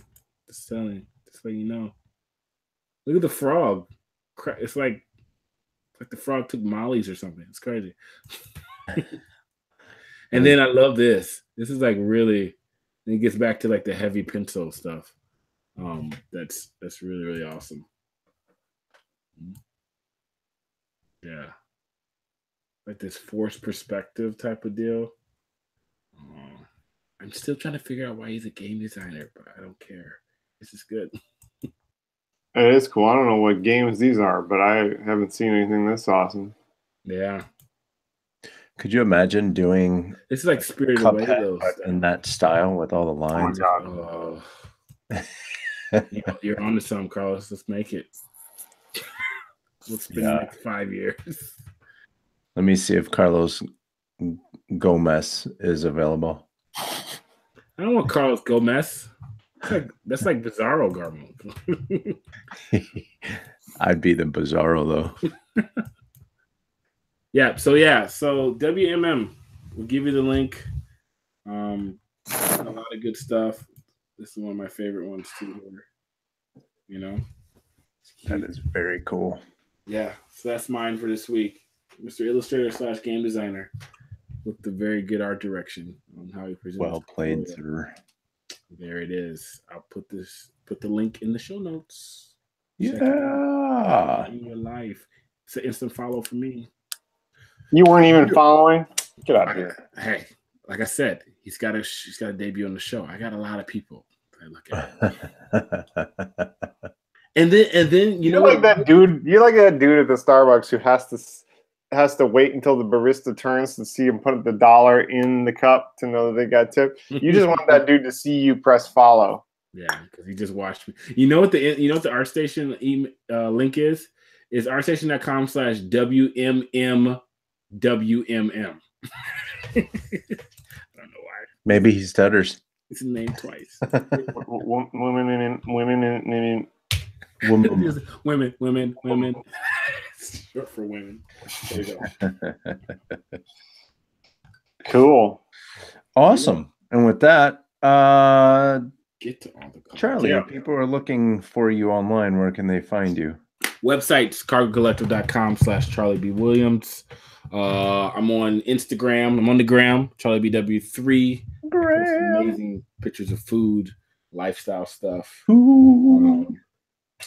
Lifestyles. I'm also I'm also on Pinterest.com, Pinterest.com/CharlieBW3. I have a really large collection of reference stuff, and I look at a lot of different things. So if you want to know what I'm looking at, and now it's kind of moved into some technology things too. You looking at my bum? Yes, that's really good. Looker. And then I'm there. We can't forget about Twitter. I'm on Twitter, CBW3. You know, Oh, check that's that out still too. Oh. Get it in your life. It's all good for you. Don't worry. It won't. It tastes good. Excellent. Thank you, sir. Yeah. Hey, Jack, if people are looking for you online, where can they find you? I am at sketchbookjack.com and sketchbookjack on Twitter, Instagram, Facebook, and Pinterest. Excellent. I'm Carlos Gomez. You can find me at Carlos. You can find me at, what was it? Behance.net/The Idol. No, just kidding. That's How to draw cartoon bodies. That's the other Carlos. Hi. Do a search for Coconut Justice. I'm up there on Don't Twitter, search for Carlos Instagram. Gomez. You'll Facebook, get a billion results. Yeah. There's another really good Carlos Gomez that's a comic book artist. I think he's from Spain. So yeah. We should have a Carlos Gomez reunion on this show. We should, but I would be the Like- one that everyone looks over their shoulder at. I'd be the nerd kid in the corner. We should get like 7 of them. Hey, this has been the Sketch Zone podcast. If you're watching on YouTube or Twitch, now you already know that we're on YouTube and Twitch. If you're watching on YouTube and or Twitch, go ahead and hit the subscribe button. we're here. We try to be here every week, Thursday nights. But if you can't, you can find us on Facebook, Instagram, Twitter, all that stuff. We have all the links available if you go to sketch.zone and go ahead and subscribe. We're available on Stitcher, SoundCloud, Google Play Music, and iTunes. So yeah, find us. We're here. Find us. We out here. With that being said, y'all, have a good Thanks. See ya. See you guys.